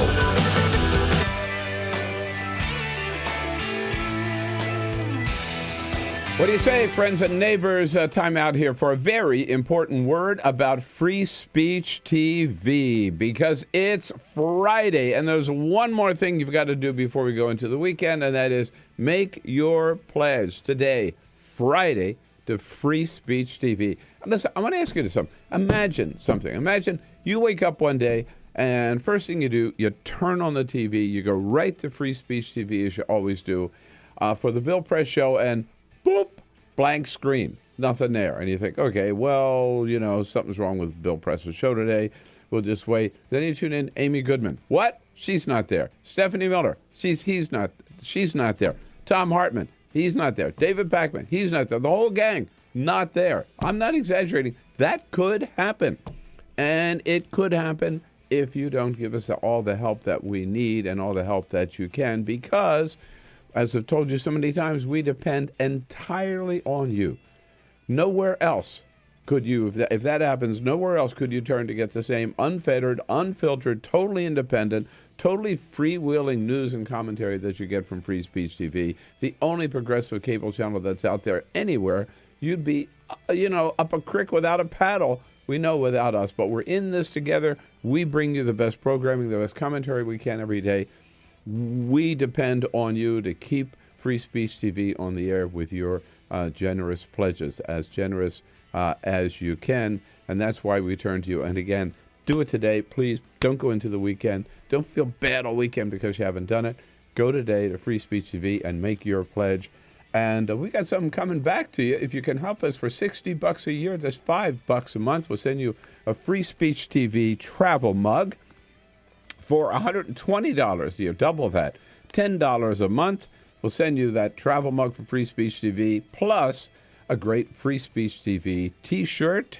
For $240, you double that again. $20 a month for all this great programming, $240 a year. Get this, a Bill Press Show mug, a real collector's item, as we say, and an Equal Exchange African gift box, a very special gift. And part of the proceeds for that gift go to support the nuns who run the Panzi Hospital down in the Republic of Congo. In that gift box, you'll find some coffee from the Congo and a bracelet and some soap and some lip balm and some other good things. For $360 a year or $30 a month, the whole shebang, a Free Speech TV mug, 2 Bill Press mugs, and the Equal Exchange African gift box. And for a very special treat, if you can afford it, $1,000 to Free Speech TV. Come to Washington, Carol and I. We'll go out to dinner with you, take you out to one of our favorite restaurants on the Hill, and the next morning you can come in and join the team, meet all the team, and enjoy the show right here in the studio. The way to make your pledge, and do it today again, on the phone, 877-378-8669. Number again, 877-378-8669. Or go online, freespeech.org. freespeech.org. Please help as generously as you can. And then, once you do that, have a good weekend.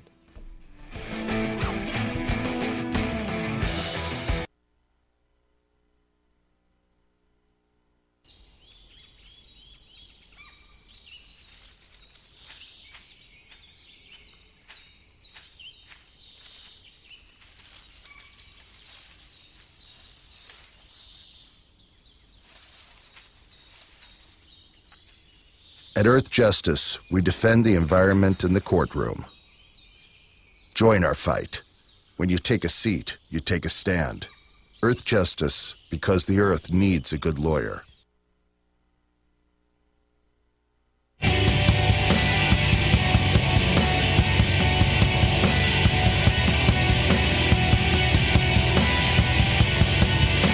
This is the Bill Press Show.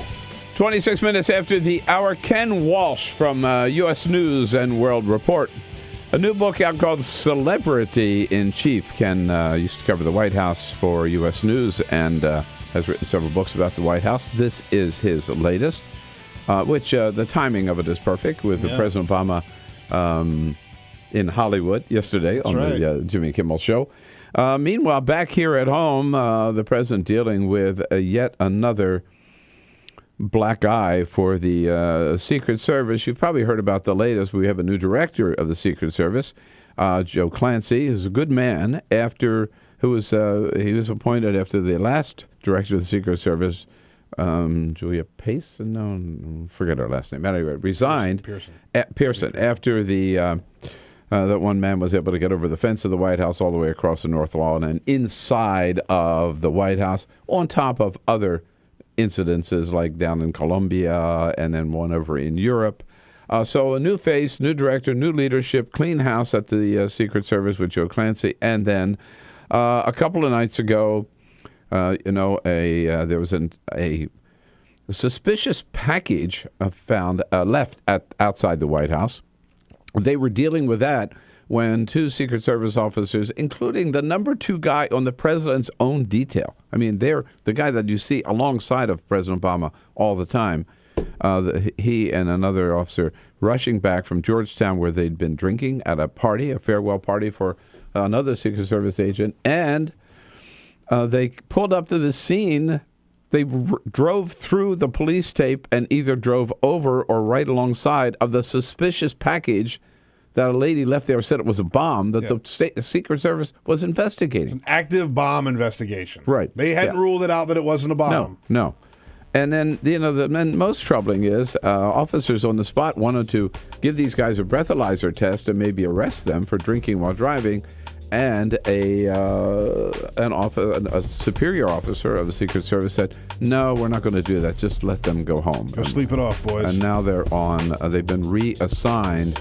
More and more pressure on Director Clancy to fire these two guys. I think he's got to do it to set an example and say we will not tolerate this kind of behavior. This is the Bill Press Show.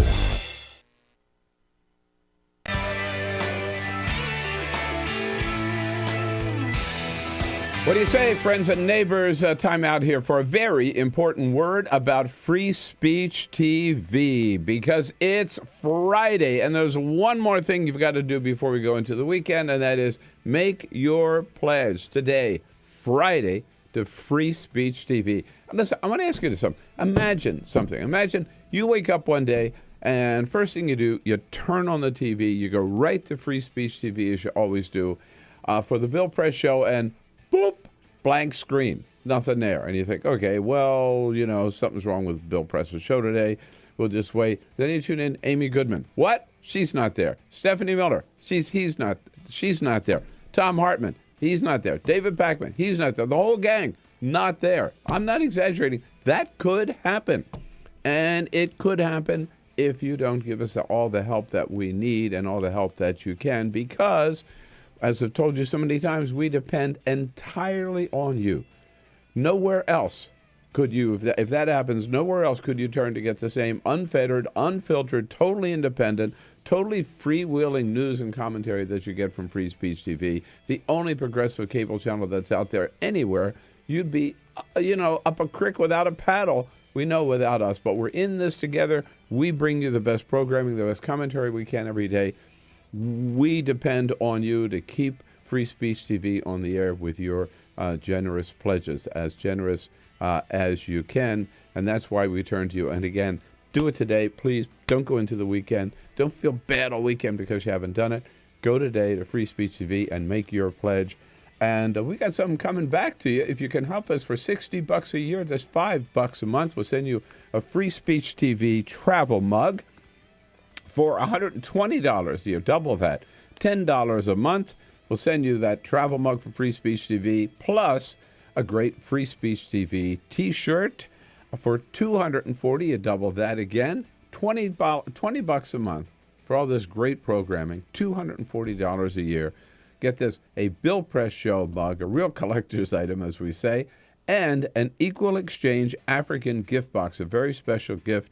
And part of the proceeds for that gift go to support the nuns who run the Panzi Hospital down in the Republic of Congo.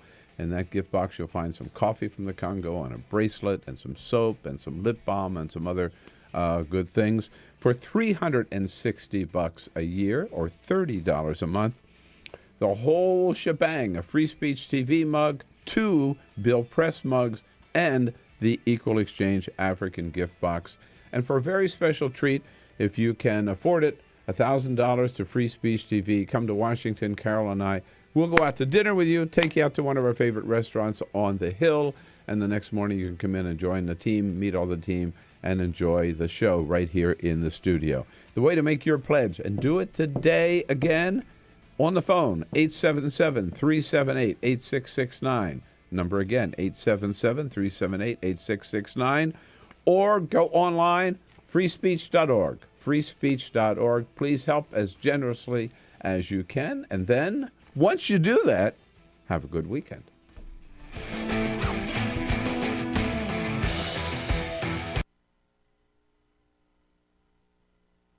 What the frack? What the frack? What the frack? What the frack? President Obama, are you fracking kidding me? Reopen the EPA studies. In Texas, Wyoming, and Pennsylvania. Fracking pollutes our oceans. Fracking poisons our water. Fracking makes climate change worse. Fracking relies on toxic chemicals that cause cancer. Ban fracking now. Ban fracking now. Go on. Ban it. Ban fracking now. Please.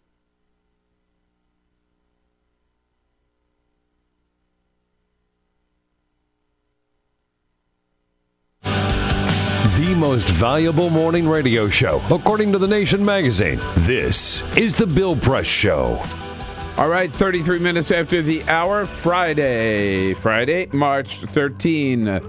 It is The Bill Press Show. We are here in our nation's capital and our studio on Capitol Hill, booming out to you all across this great land of ours, coast to coast, on your local progressive talk radio station, and on Free Speech TV, and brought to you today by the American Federation of Teachers. Teachers of America, the good men and women of the members of the AFT, making a difference in America's classrooms every day. You bet. We salute them, thank them for their good work, and thank them for their support of the program. You can find out more about what the teachers and the AFT are doing and at aft.org. They're especially very active in the big mayor's race out in Chicago, supporting Jesus, or Chi, I guess they call him Chuy is his nickname. I'm not sure how you pronounce it. Chewy. I'm sure. Chewy. I'm sure all of our good Chewy. listeners at WCBT are going to tell us right away. Let us know. Garcia, at any rate, who is challenging. I think it's Chewy. I think I've heard Chewy. A real challenge up to Mayor Rahm Emanuel. He's got the support. The challenger does, Mr. Garcia of the AFT.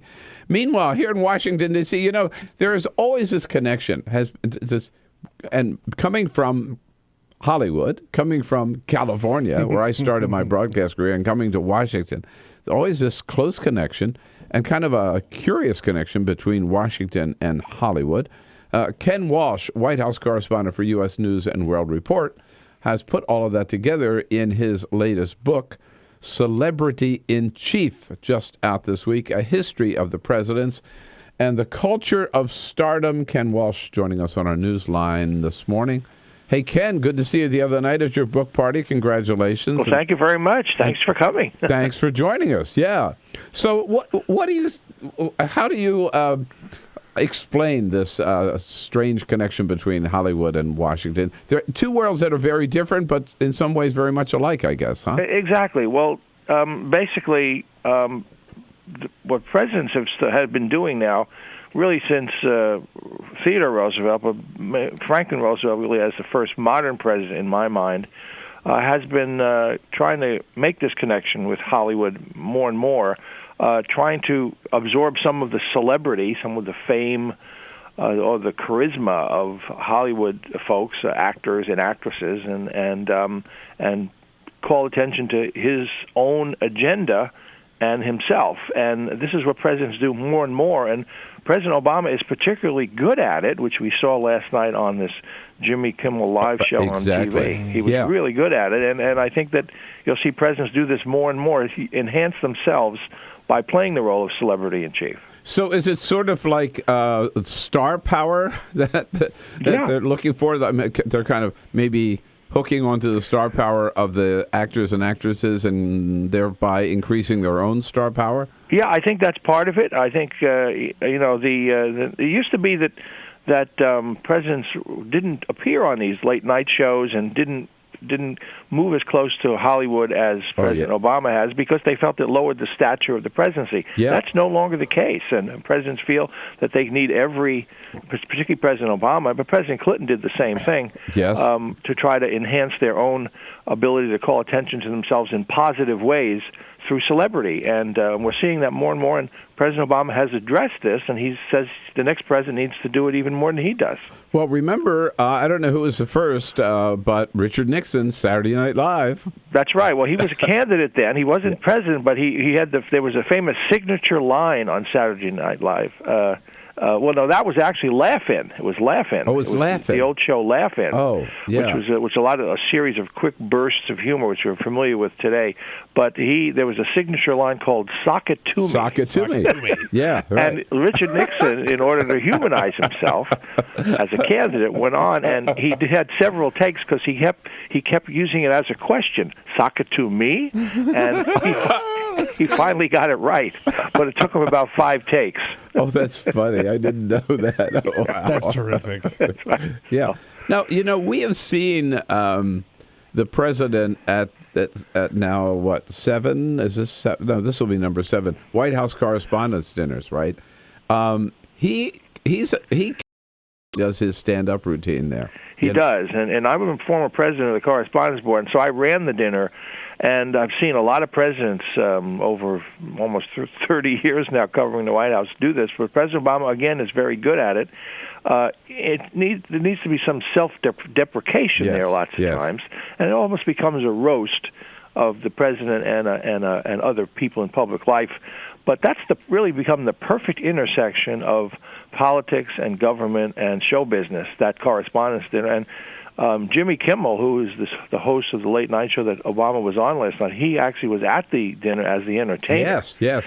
And as you know, Bill, sometimes the president does a lot better in being funny than the entertainers do. More often than not with Obama. Yeah, absolutely. That's right. I mean, we've seen that. It's almost a little embarrassing sometimes, right? Yeah, it is. Sure, it is. And President Clinton used to be very good at it too. Yeah, but President Obama not only has good writers, but his timing, his delivery is just uncanny. Yeah, it is, right. Yeah, exactly. And, we saw that again last night on TV, but he is very good at this, and he does understand the needs of popular culture and how to really be a performer, and that's what presidents have to do. Now, I have to tell you, when I was in a former life Democratic State Chair of California, again, based in Los Angeles. I was doing TV and radio in Los Angeles.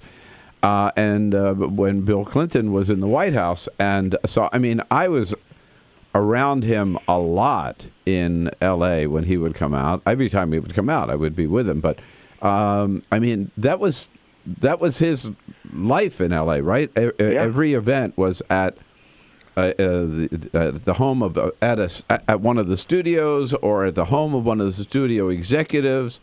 Whether it was Lou Wasserman, right, or head of Universal at the time, right, and surrounded by movie stars. Barbara Streisand, you name it, they were all there. That's right, and he really enjoyed that. I remember talking to some of his advisors about this, and they said that he would tell them that he stars with the people he had admired all through his life, and now he was at the center of attention when he was with them, and he just loved that idea of being the celebrity in chief and being close to these stars, and he loved their company, and they loved him. It was a love. I remember Marvin Davis, who was head of the Fox Studios at the time, who's now passed away, I believe. But at his house one evening, and Streisand was there, Kenny G was there. She sang, Kenny G performed. I I was walking around the beginning of the entrance to the house, and in walks Frank Sinatra. I mean, it was just like I couldn't believe it. The people were there. It's And right. they- Well, Sinatra. It's interesting because Sinatra latched onto many presidents of different parties over the years. Right. He loved that sort of reverse charisma where he would get some from the president, Right. and sort of was legitimized in some ways. He was close to JFK, and he was close to Ronald Reagan, and He was. and, he was there for Bill Clinton. Not so much, I think, but at that one event I saw him at any rate. So Hollywood also, I guess, serves kind of as an ATM too for the. Oh, absolutely.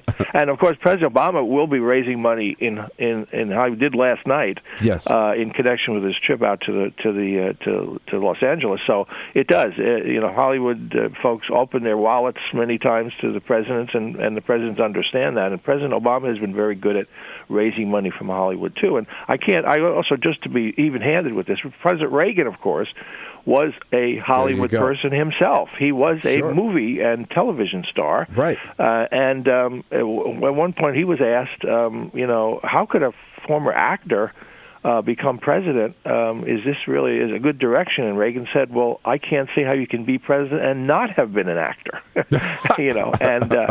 And President Roosevelt, Franklin Roosevelt, once talked to Orson Welles, the famous actor, and told Welles, there are the two greatest actors in America. We can identify them, and you are the other one, he said to Orson Welles. Is that right? To Orson Welles? Yes. Right. Yeah.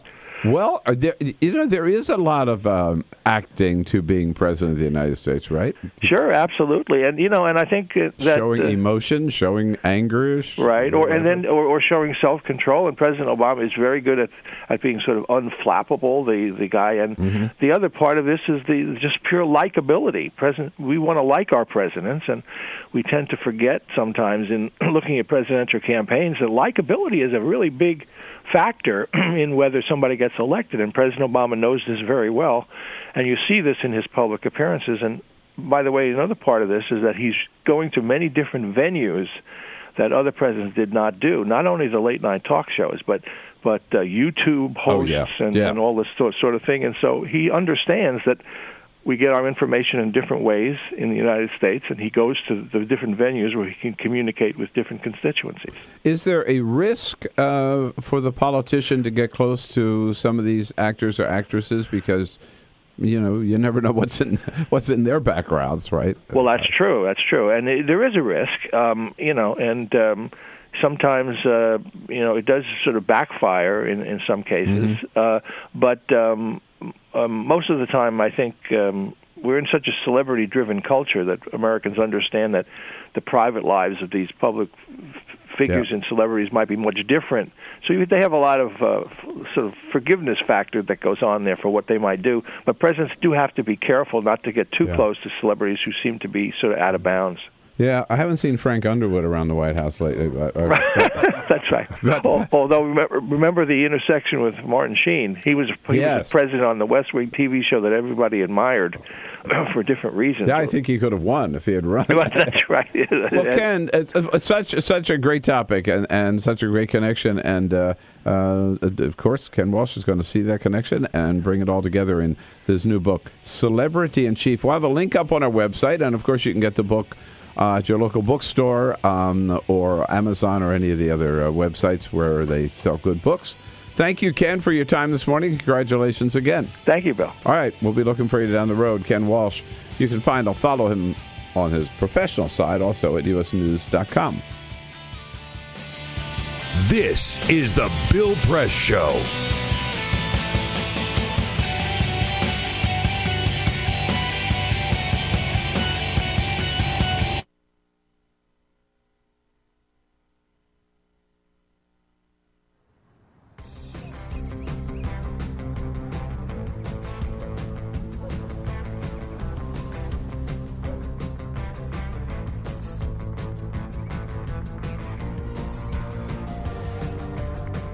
Sometimes when I'm walking down the street, I'm not necessarily looking out and seeing all these water-wasting lawns and people that aren't as connected to their neighbors and their lives as they could be. I'm walking down the street looking, going, edible oases, rainwater, fed landscape, and just looking at the possibility of these sort of landscapes up and down the streets of neighborhoods and communities all across this world.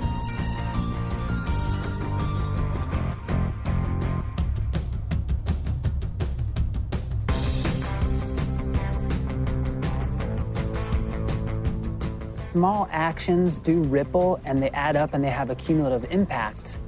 And so when you're building upon your small mindful actions, you know, you have the confidence and the ability to take on something a little bit greater. So that could be nice.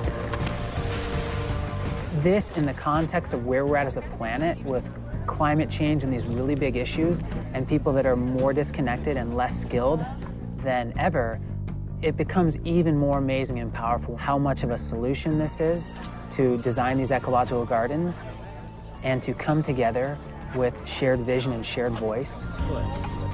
There's never been a time where your choices have mattered more. Doing something as simple as us transforming a landscape creates a model that anybody could look at far and wide, and you're sharing food and connecting and building skills together in your own neighborhood. It's a richer way to live in normal times, but in the new normal of climate change and erratic weather and economic upheaval, it becomes essential. Whether it's me, you, Gandhi, Che, MLK, Willy Wonka, whoever, past, present, or future, the power of our daily actions is all that we have. You know, and like our community said, give me a place to stand and a lever long enough and I'll move the world. And that's what those simple actions do. They move the world every day.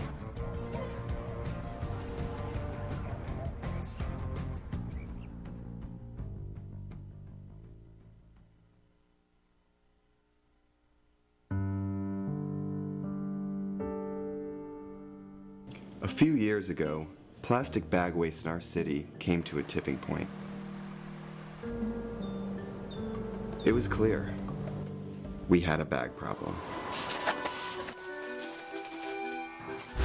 My department was tasked to reduce plastic bag consumption. We needed to come up with ways to change human behavior. So we asked ourselves, would you like a bag? What do people really hate? Yep. Getting punched in the stomach. Preliminary studies showed that the consequences weren't severe enough to warrant behavioral change. Actually, can I get that double bagged? So we thought, what do people hate more than getting punched in the stomach? Kissing Helga. Hey, big boy. People didn't find her so offensive after all, so we had to get creative. How many bags? Okay, now, pour this ice water down your pants. We tried everything.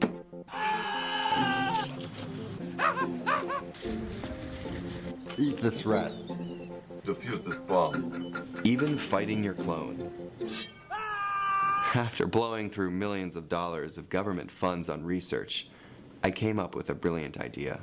Why don't we just charge 5 cents per bag? That's a stupid idea. Would you like a bag? Yes. 5 cents a bag. 5 cents? 5 cents? Do I still have the option of getting punched? Honestly, I don't know how everyone else missed it. Why don't you just get a reusable bag?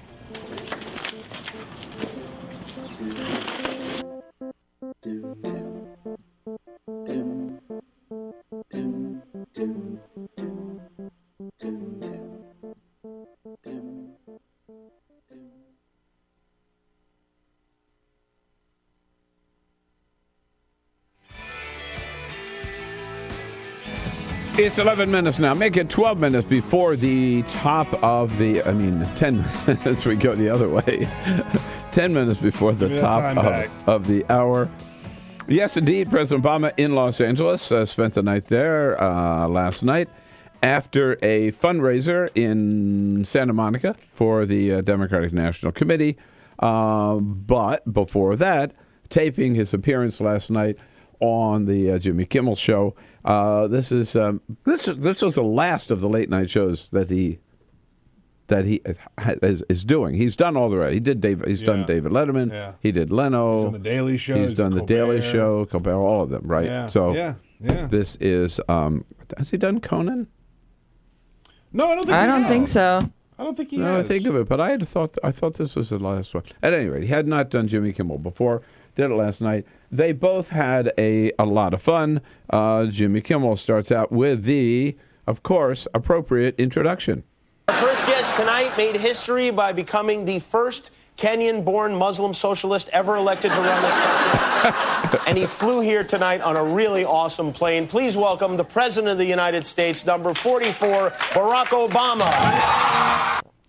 Kenyan-born Muslim socialist. Never let that no, joke I'm go not telling away. you. No one's going to ever let that joke go away. Drags on and on and on. But at least it's a joke now, right? I mean, Yeah. Yeah. Not That's fair. That's not people taken seriously like Sarah Palin. Donald and Trump. of course, they have to get into the important news of the day. Jimmy Kimmel goes right to it. Do you have Hillary Clinton's new email address? I can't share it with you. But I don't think she'd want you to have it. I don't think she'd want you to have it. No, all right. A little edgy around that email question there. And I'm not sure Obama really wanted to get into that. he had to expect it, though. Jimmy Kimmel got the president to play along with one of his gags, which is reading mean tweets about yourself, about his guest with President Obama. First of all, people didn't hold back. They talked about his clothing. I'm all right with the president wearing jeans. I'm not all right with the president wearing those jeans. He did get a lot of flack for the mom jeans that he was wearing. And he looks good in tight jeans. I mean, he's got a good shape. He doesn't have to wear the baggy. He doesn't have to wear the baggy jeans. He can get away with wearing some nice jeans. And he's the skinny guy with the funny name and the big ears, right? Here he goes.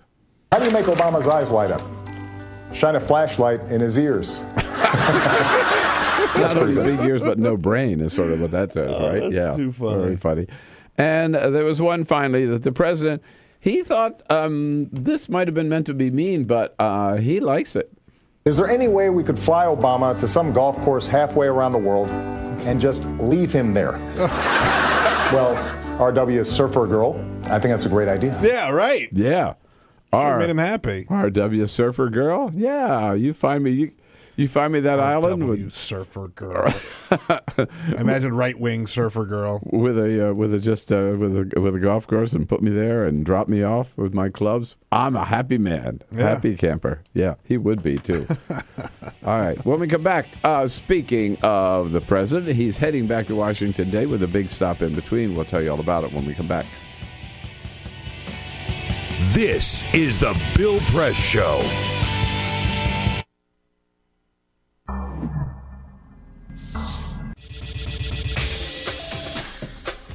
Tune into Free Speech TV for Democracy Now!, a national, independent, award-winning news program bringing you people and perspectives rarely seen on corporate media. I'm the retired bishop with the Episcopal Church as the bishop for all chaplains in federal service. I read that there was a group of people that represented a sense of injustice that I had. We'd lost Zuccotti. I mean, there was a kind of a hope that maybe Trinity Church would be gracious and give refuge. We picked this day where we would gather and demonstrate that Trinity was closing its ears to what was happening. We marched around the block, and I realized that, my goodness, they're carrying a ladder. And I thought, well, this is the moment.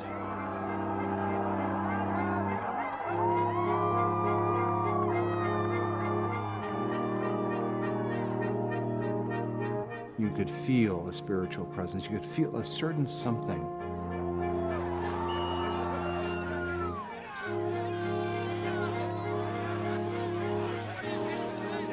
And then the cops came in. It got brutal. I'm with you right here. Robin, I'm here. The church needed, in this moment in history, to stand alongside of these protesters.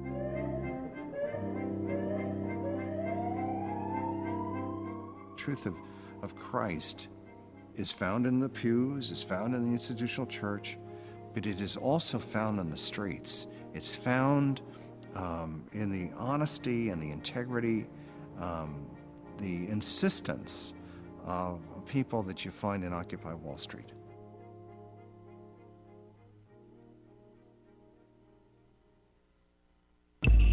Tune in to Gay USA with hosts Ann Northrup and Andy Hum for in-depth coverage of lesbian, gay, bisexual, and transgender news.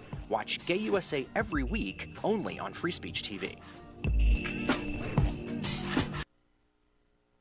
What the frack? What the frack? What the frack? What the frack? President Obama, are you fracking kidding me? Reopen the EPA studies. In Texas, Wyoming, and Pennsylvania. Fracking pollutes our oceans. Fracking poisons our water. Fracking makes climate change worse. Fracking relies on toxic chemicals that cause cancer. Ban fracking now. Ban fracking now. Go on.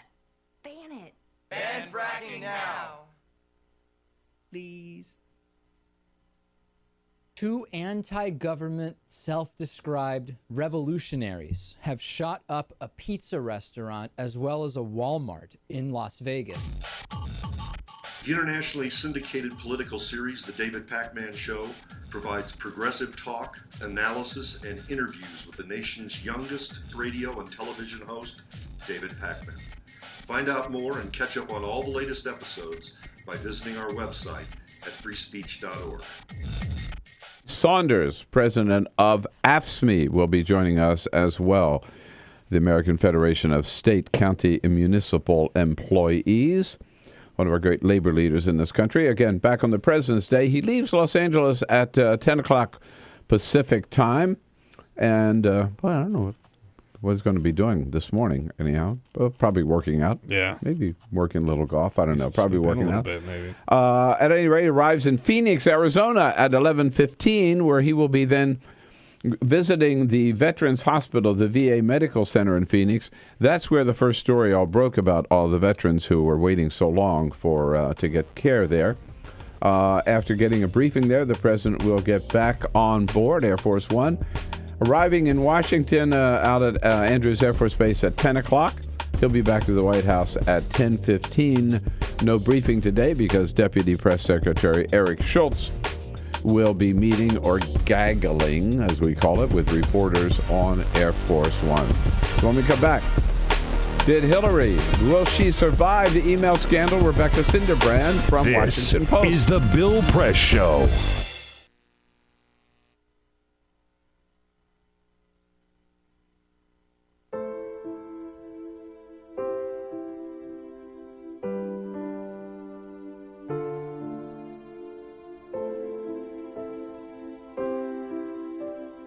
I have run these canyons for 6 million years.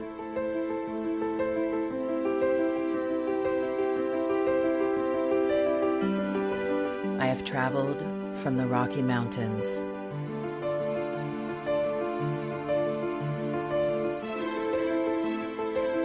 to the deserts, through scorching heat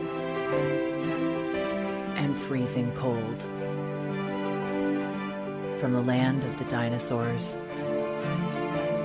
to fields of food.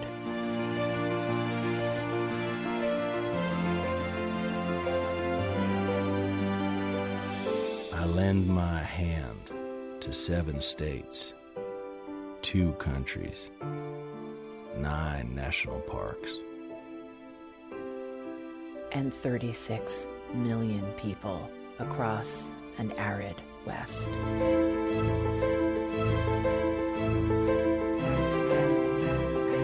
I am not the strongest or the largest, but I am the hardest working.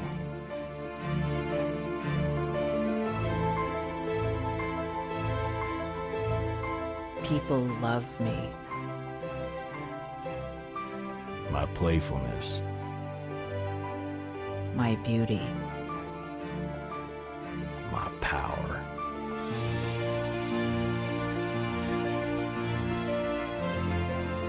My life.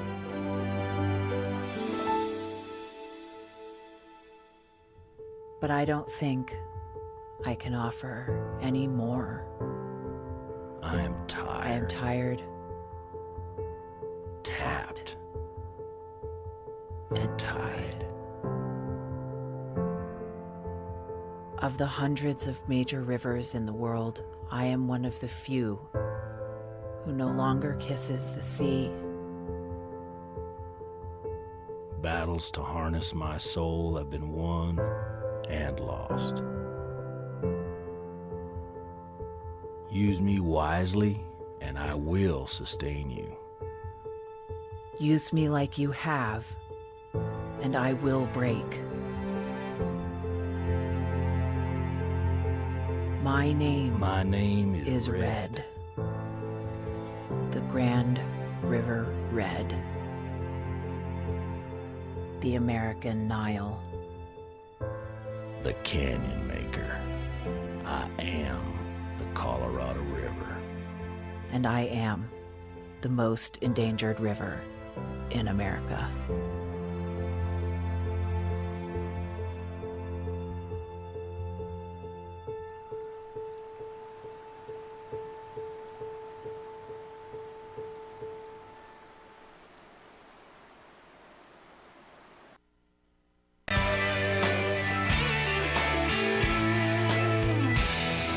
What do you say, friends and neighbors? Time out here for a very important word about Free Speech TV, because it's Friday, and there's one more thing you've got to do before we go into the weekend, and that is make your pledge today, Friday, to Free Speech TV. Listen, I want to ask you something. Imagine something. Imagine you wake up one day, and first thing you do, you turn on the TV, you go right to Free Speech TV, as you always do, for the Bill Press Show, and boop, blank screen, nothing there. And you think, okay, well, you know, something's wrong with Bill Press's show today. We'll just wait. Then you tune in Amy Goodman. What? She's not there. Stephanie Miller. She's not there. Tom Hartman. He's not there. David Pakman. He's not there. The whole gang, not there. I'm not exaggerating. That could happen. And it could happen if you don't give us all the help that we need and all the help that you can, because as I've told you so many times, we depend entirely on you. Nowhere else could you, if that happens, nowhere else could you turn to get the same unfettered, unfiltered, totally independent, totally freewheeling news and commentary that you get from Free Speech TV, the only progressive cable channel that's out there anywhere. You'd be, up a creek without a paddle. We know without us, but we're in this together. We bring you the best programming, the best commentary we can every day. We depend on you to keep Free Speech TV on the air with your generous pledges, as generous as you can. And that's why we turn to you. And again, do it today. Please don't go into the weekend. Don't feel bad all weekend because you haven't done it. Go today to Free Speech TV and make your pledge. And we got something coming back to you. If you can help us for $60 a year, that's $5 a month. We'll send you a Free Speech TV travel mug for $120 a year, double that, $10 a month. We'll send you that travel mug for Free Speech TV, plus a great Free Speech TV T-shirt for $240. You double that again, $20 a month for all this great programming, $240 a year. Get this, a Bill Press Show mug, a real collector's item, as we say, and an Equal Exchange African gift box, a very special gift. And part of the proceeds for that gift go to support the nuns who run the Panzi Hospital down in the Republic of Congo. In that gift box, you'll find some coffee from the Congo and a bracelet and some soap and some lip balm and some other good things for $360 a year or $30 a month. The whole shebang, a Free Speech TV mug, 2 Bill Press mugs, and the Equal Exchange African gift box. And for a very special treat, if you can afford it, $1,000 to Free Speech TV. Come to Washington, Carol and I. We'll go out to dinner with you, take you out to one of our favorite restaurants on the Hill, and the next morning you can come in and join the team, meet all the team, and enjoy the show right here in the studio. The way to make your pledge, and do it today again, on the phone, 877-378-8669. Number again, 877-378-8669. Or go online, freespeech.org. Freespeech.org. Please help as generously as you can. And then, once you do that, Have a good weekend.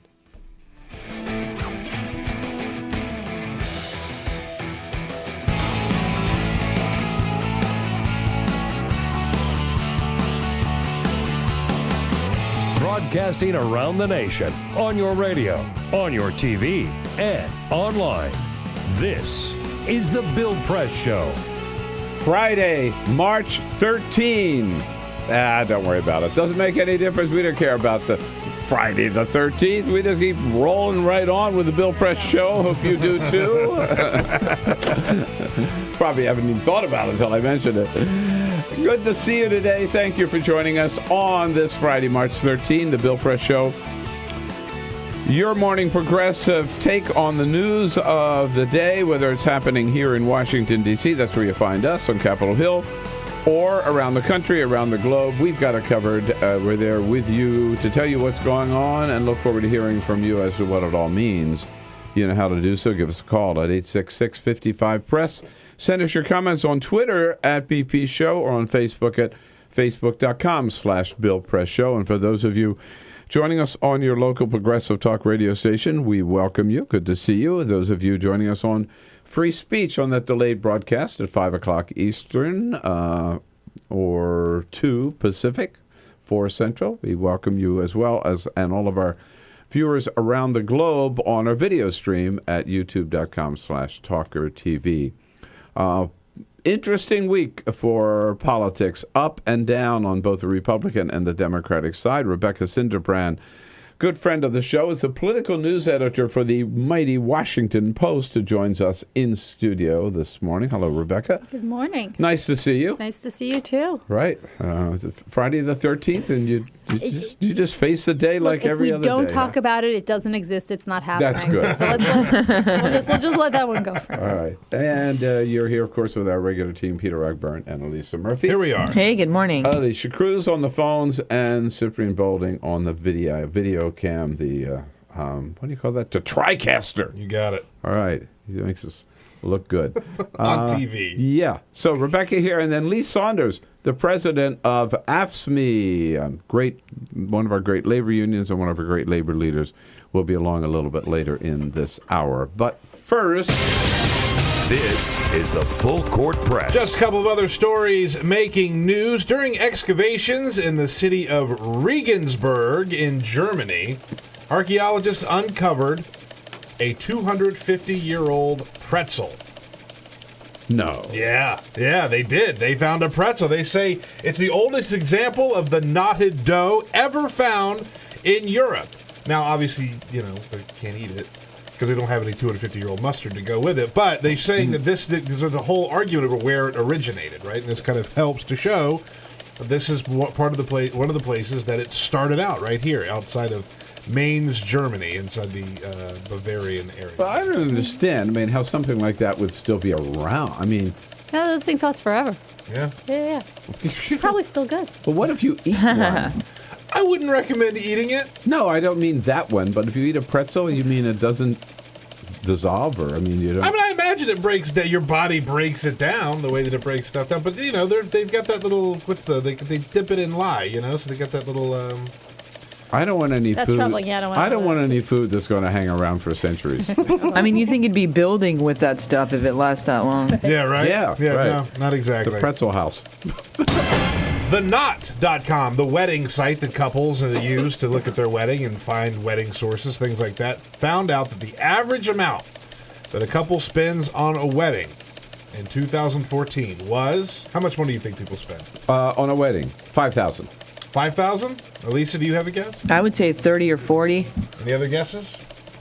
The correct answer is $31,000 to $31,213. It's a business.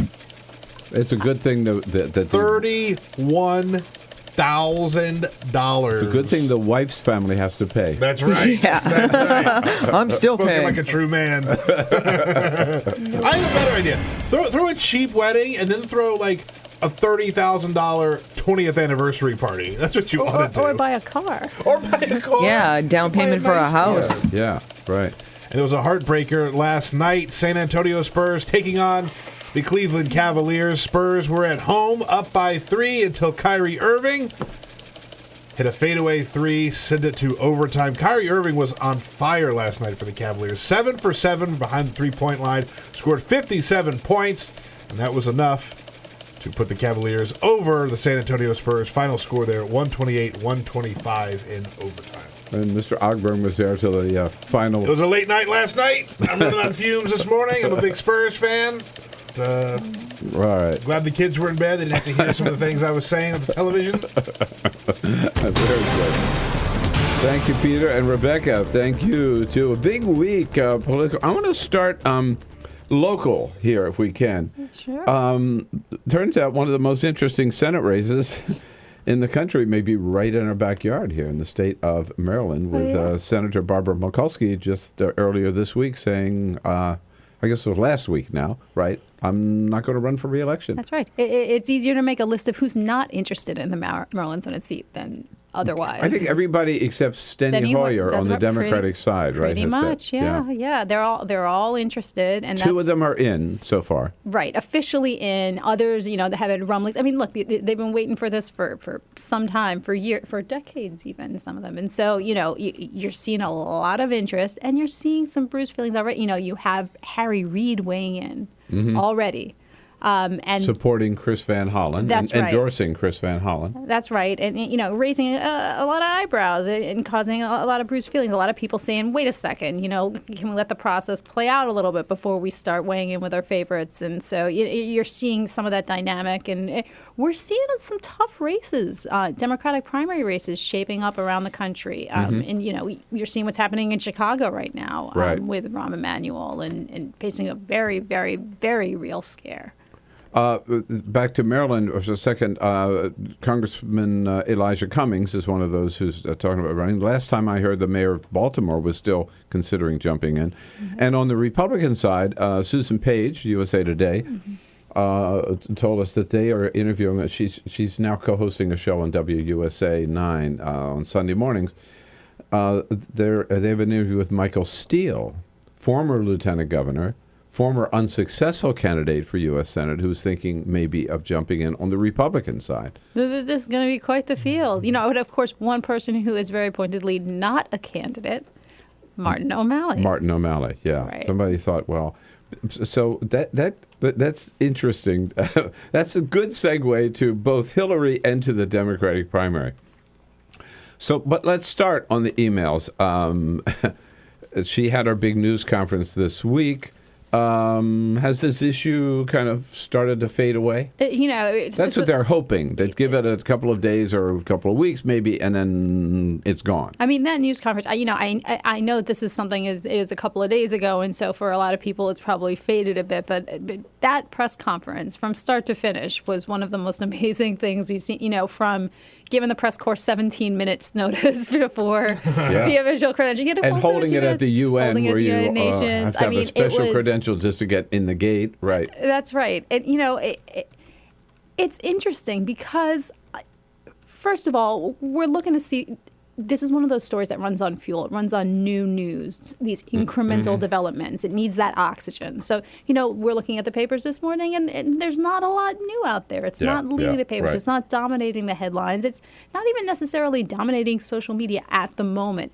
On the other hand, it's waiting for these incremental developments. You have on Capitol Hill Republicans launching fresh rounds of investigations. You have these rumblings that, the Oversight Committee might even subpoena Clinton herself. So, that would raise the drama to a whole new level.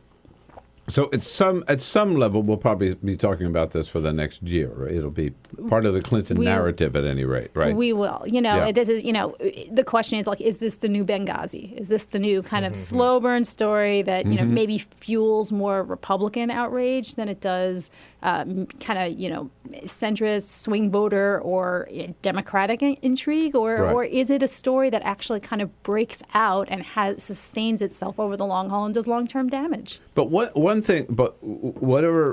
you think about it, one thing it does do, I believe, is raise the question about the wisdom of just putting all your eggs in the Hillary Clinton basket for Democrats to do so in 2016, Because if nothing else, it does remind us that there have been some scandals along the way with the Clintons. It does remind us that Hillary Clinton can stumble and has stumbled. You know, her book launch was a disaster. Her comments about how broke they were when they left the White House was a disaster. This thing wasn't handled all that easily. Well, and let's be honest, this is, you know, what you heard from a lot of Democrats kind of off the record and behind the scenes this week was, you know, they had basically 6 months heads up for this. Yeah. So this was not a surprise to them. So what we're seeing now is, you know, the plan that they had 6 months to develop. And the grumbling from some Democrats is, hey, you know, we reached out to them. We wanted to know what we should be saying when we get these questions. And we heard radio silence at first. It's as though they were scrambling, as though they had not expected this. So that's the question. Of course, on the other hand, you know, we're still seeing the Clinton team take shape. What we're seeing now, in some sense, is kind of the absence of a team. You know, we have Jesse Ferguson coming on board, you know, well-liked in this town, well-known operative, someone who hopefully is going to go a little bit of a ways, you know, both with... Well, John Podesta coming on That's board, right, John Podesta, Jen Palmieri, and so other people, and they're not there yet. But then what the hell are they waiting for? So I guess it gets to the point, is so will this trouble with the email quicken the chances that we will see some other named Democrat or Democrats jump into the 2016 primary? After all, it's, you know, it's not against the law to run against Hillary. There's Last nothing, time we checked, no. It's not unethical, not immoral, not forbidden. I mean, it's a wide open field. It's not necessarily smart, but it's not necessarily a successful strategy. But yes, yeah, but you know that's what they No. told Barack Obama in 2007. Oh, you can't run against Hillary. She's got so much experience. She has such a powerful political machine. You'll just be committing suicide. And Obama said, you know, but the fact is, what we're seeing now with the Hillary momentum is different to a degree that we haven't seen before in terms of the numbers. People kind of, you know, in their memories are inflating how inevitable Clinton was last time. The poll numbers last time, she had maybe a 20-point lead, 30-point lead in some polls at this point. She has 50 and 60-point leads in the polls now. So this is something that of an order of magnitude we haven't seen before. So if you're being a realistic Democrat, you know, and that's part of why, you know, we're seeing the other candidates who are in the field, even though they haven't declared yet, people like Bernie Sanders and O'Malley and Webb, they're not criticizing her directly on this email issue yet. Why not?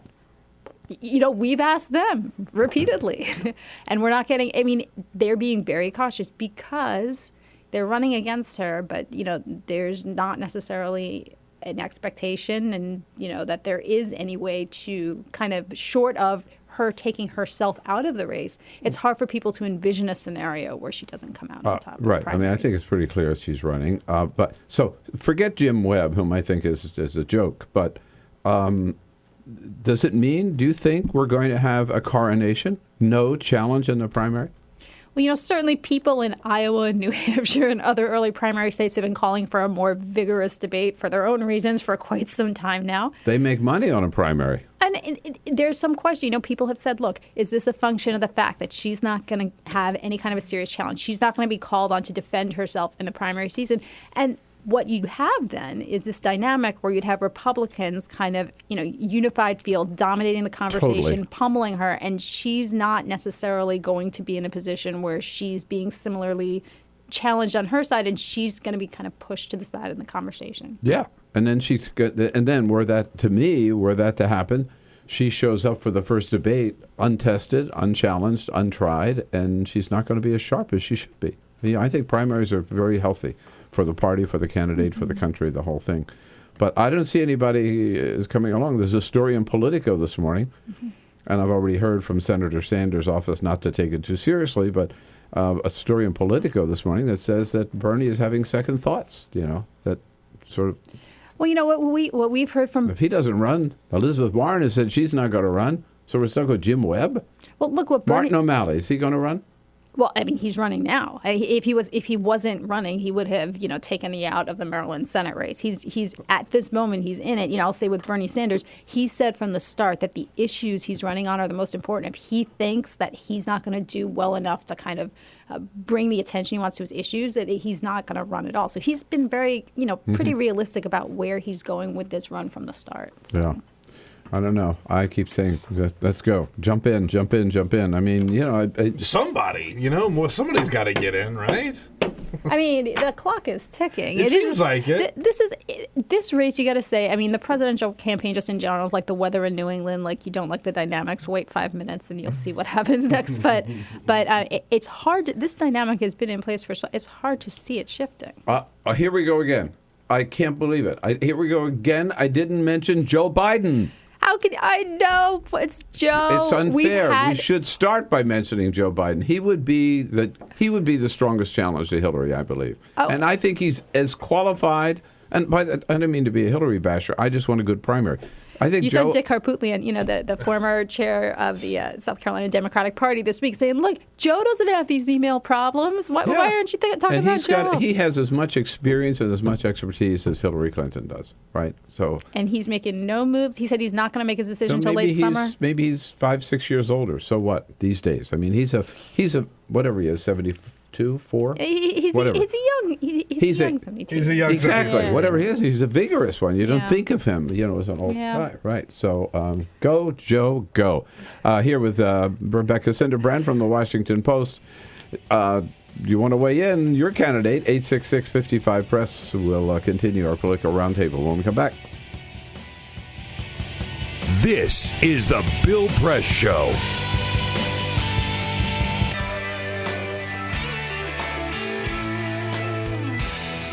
What do you say, friends and neighbors? Time out here for a very important word about Free Speech TV, because it's Friday, and there's one more thing you've got to do before we go into the weekend, and that is make your pledge today, Friday, to Free Speech TV. Listen, I want to ask you something. Imagine something. Imagine you wake up one day, and first thing you do, you turn on the TV, you go right to Free Speech TV, as you always do, for the Bill Press Show, and boop, blank screen, nothing there. And you think, okay, well, something's wrong with Bill Press.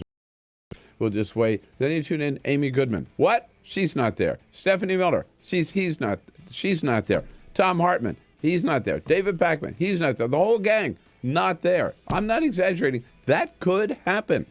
And it could happen if you don't give us all the help that we need and all the help that you can, because as I've told you so many times, we depend entirely on you. Nowhere else could you, if that happens, nowhere else could you turn to get the same unfettered, unfiltered, totally independent, totally freewheeling news and commentary that you get from Free Speech TV, the only progressive cable channel that's out there anywhere.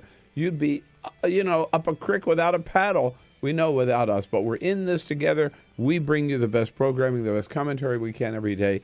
We depend on you to keep Free Speech TV on the air with your generous pledges, as generous as you can, and that's why we turn to you. And again, do it today. Please don't go into the weekend. Don't feel bad all weekend because you haven't done it. Go today to Free Speech TV and make your pledge. And we got something coming back to you. If you can help us for $60 a year, that's $5 a month. We'll send you a Free Speech TV travel mug for $120 a year, double that, $10 a month. We'll send you that travel mug for Free Speech TV, plus a great Free Speech TV T-shirt for $240. You double that again, $20 a month for all this great programming, $240 a year. Get this, a Bill Press Show mug, a real collector's item, as we say, and an Equal Exchange African gift box, a very special gift. And part of the proceeds for that gift go to support the nuns who run the Panzi Hospital down in the Republic of Congo. In that gift box, you'll find some coffee from the Congo and a bracelet and some soap and some lip balm and some other good things for $360 a year or $30 a month. The whole shebang, a Free Speech TV mug, 2 Bill Press mugs, and the Equal Exchange African gift box. And for a very special treat, if you can afford it, $1,000 to Free Speech TV. Come to Washington, Carol and I. We'll go out to dinner with you, take you out to one of our favorite restaurants on the Hill, and the next morning you can come in and join the team, meet all the team, and enjoy the show right here in the studio. The way to make your pledge, and do it today again, on the phone, 877-378-8669. Number again, 877-378-8669. Or go online, freespeech.org. freespeech.org. Please help as generously as you can. And then, once you do that, have a good weekend.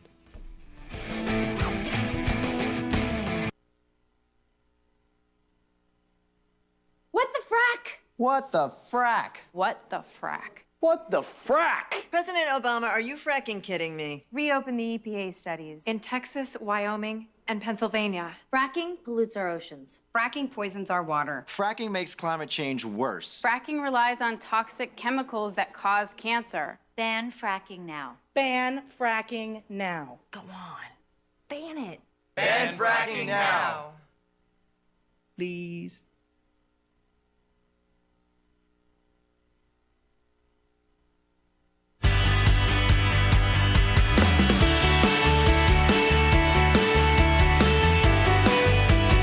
This is the Bill Press Show. Here we go, 26 minutes after the hour. Lee Saunders, president of AFSCME, joins us at the half.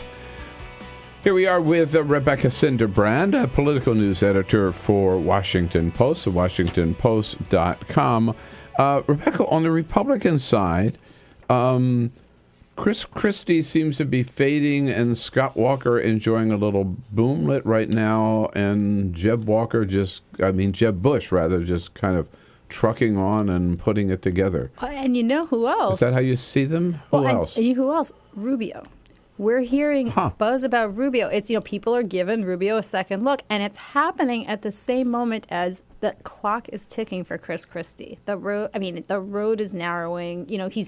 His team is making the case. He's holding on to some local donors, but you're seeing prominent local guys turning to other candidates, looking around. And so it's hard to see, if he doesn't make a move soon, it's hard to see what his path is. Right. And is this just a boomlet for Walker, or do you think he has a long-term staying power? This is something we didn't see last time around. Last time around, you had Mitt Romney, and you had everybody else, and you had these candidates, each of them with these, huge, major, significant, not necessarily the most viable candidates, more just kind of protest candidates, come up and fade, come up and fade. Right now, we have a situation where we essentially, in some ways, have two front runners on the Republican side, Bush and Walker. Does Walker have the money Bush does? No, not necessarily, not yet. But it would follow. And, he's got some big money guys on his side. The Kochs love him. And so right now, it's those two guys, and it's, to some extent, the rest of the field. The Kochs love him. The Kochs made him. By the way, I talked to our listeners and viewers about this. I was with Governor Bush in Las Vegas last week. He's running. There's no doubt. He's all right. Yeah, he's in New Hampshire today. There you go.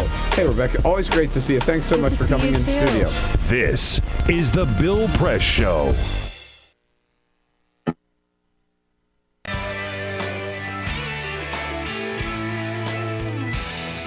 What do you say, friends and neighbors? Time out here for a very important word about Free Speech TV, because it's Friday, and there's one more thing you've got to do before we go into the weekend, and that is make your pledge today, Friday, to Free Speech TV. Listen, I want to ask you something. Imagine something. Imagine you wake up one day, and first thing you do, you turn on the TV, you go right to Free Speech TV, as you always do, for the Bill Press Show, and boop, blank screen, nothing there. And you think, okay, well, something's wrong with Bill Press's show today. We'll just wait. Then you tune in Amy Goodman. What? She's not there. Stephanie Miller. She's not there. Tom Hartman. He's not there. David Pakman. He's not there. The whole gang, not there. I'm not exaggerating. That could happen. And it could happen if you don't give us all the help that we need and all the help that you can, because, as I've told you so many times, we depend entirely on you. Nowhere else could you, if that happens, nowhere else could you turn to get the same unfettered, unfiltered, totally independent, totally freewheeling news and commentary that you get from Free Speech TV, the only progressive cable channel that's out there anywhere. You'd be, up a creek without a paddle. We know without us, but we're in this together. We bring you the best programming, the best commentary we can every day. We depend on you to keep Free Speech TV on the air with your generous pledges, as generous as you can, and that's why we turn to you. And again, do it today. Please don't go into the weekend. Don't feel bad all weekend because you haven't done it. Go today to Free Speech TV and make your pledge. And we got something coming back to you. If you can help us for $60 a year, that's $5 a month. We'll send you a Free Speech TV travel mug for $120 a year, double that, $10 a month. We'll send you that travel mug for Free Speech TV, plus a great Free Speech TV T-shirt for $240. You double that again, $20 a month for all this great programming, $240 a year. Get this, a Bill Press Show mug, a real collector's item, as we say, and an Equal Exchange African gift box, a very special gift, and part of the proceeds for that gift go to support the nuns who run the Panzi Hospital down in the Republic of Congo. In that gift box, you'll find some coffee from the Congo and a bracelet and some soap and some lip balm and some other good things for $360 a year or $30 a month. The whole shebang, a Free Speech TV mug, 2 Bill Press mugs, and the Equal Exchange African gift box. And for a very special treat, if you can afford it, $1,000 to Free Speech TV. Come to Washington, Carol and I. We'll go out to dinner with you, take you out to one of our favorite restaurants on the Hill, and the next morning you can come in and join the team, meet all the team, and enjoy the show right here in the studio. The way to make your pledge, and do it today again, on the phone, 877-378-8669. Number again, 877-378-8669. Or go online, freespeech.org. Freespeech.org. Please help as generously as you can. And then, once you do that, have a good weekend.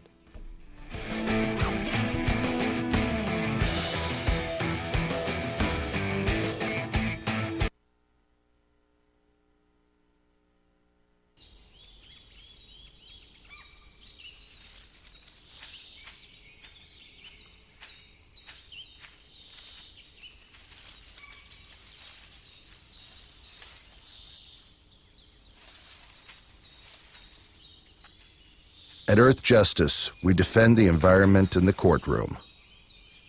Join our fight. When you take a seat, you take a stand.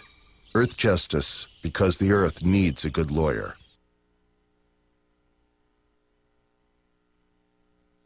The most valuable morning radio show, according to The Nation magazine. This is The Bill Press Show. 33 minutes after the hour, here we go on a Friday, March 13. It is the Bill Press Show. We're here with you on your local progressive talk radio station, coast to coast, and also booming out to you on Free Speech TV and nationwide. Good to have you with us today. You'll find us in our studio on Capitol Hill in Washington, D.C., just down the street from the United States Capitol building, brought to you today by AFSCME, the largest public employee and healthcare workers union in the entire country. The good men and women of AFSCME under President Lee Saunders making America happen, you bet. And you can check out more about their great work at their website, AFSCME.org, AFSCME. If you have any question, go to AFSCME.org, or you can just ask their president, Lee Saunders, who joins us on our newsline this Friday morning. Brother Lee, good morning. Good morning, Bill. How are you? I'm doing good. Thank you. And thanks for your time this morning. I want to start out with Scott Walker. I mean, I hate to use those two words there to start off the day, but, oh, man. But you know, people are looking at him as this presidential candidate, but meanwhile, he continues to tear down the not only the organized labor movement in Wisconsin, but the economy of the state of Wisconsin with the latest signing this right-to-work law. Tell us about it. Well, I mean, you know, Scott Walker is Scott Walker. I hate to have to talk about him so early in the morning, but he's going to sign a right-to-work bill into law on Monday. I really believe, Bill, that Scott Walker and politicians like him are starting to overreach. You've got to ask the question, what will this mean for not only union members, but for the middle class? And unions are a key part of the middle-class economics. I mean, there's a direct correlation between the strength of unions and the strength of the middle class. When unions are on a decline, then the middle class is deteriorating. And he is adding to that problem. But let me tell you this. I may sound a little crazy, but I'm optimistic. I think that these attacks from Scott Walker and folks like Scott Walker, I really think they're going to backfire in the long run. I believe that there's a national story that's unfolding about why unions are the answer to today's rigged system that really is punishing the middle class right now. And I think in 2016, voters are going to wake up. We're organizing and educating and mobilizing in our communities right now, and they're saying enough is enough, and they want to have a fair shot at the American dream. Well, some people don't understand, President Saunders, what right to work means. You know, it's got that, pretty title, right? Oh, of course, everybody should have the right to work. But in reality, what does it mean for workers? Well, it means that you don't have, even if you're in a bargaining unit and the union is the exclusive representative of workers, you still do not have to belong to the union. You don't have to pay dues, yet you receive the benefits. You receive the wages that are negotiated, the wage increases, the benefits that are negotiated. You have to be represented by the union, so you're reaping all of the benefits and not paying into the union, and that's wrong. I mean, that's just like saying if you disagree with the president of the United States and you didn't vote for him, then you don't want to pay taxes, and you don't have to pay taxes. And that's not the way our system operates. But it's clear that there is an attack on unions across this country, and it's led by Scott Walker and folks who think like him, who are supported by the billionaires who want to see us out of the picture completely. They don't want to hurt us.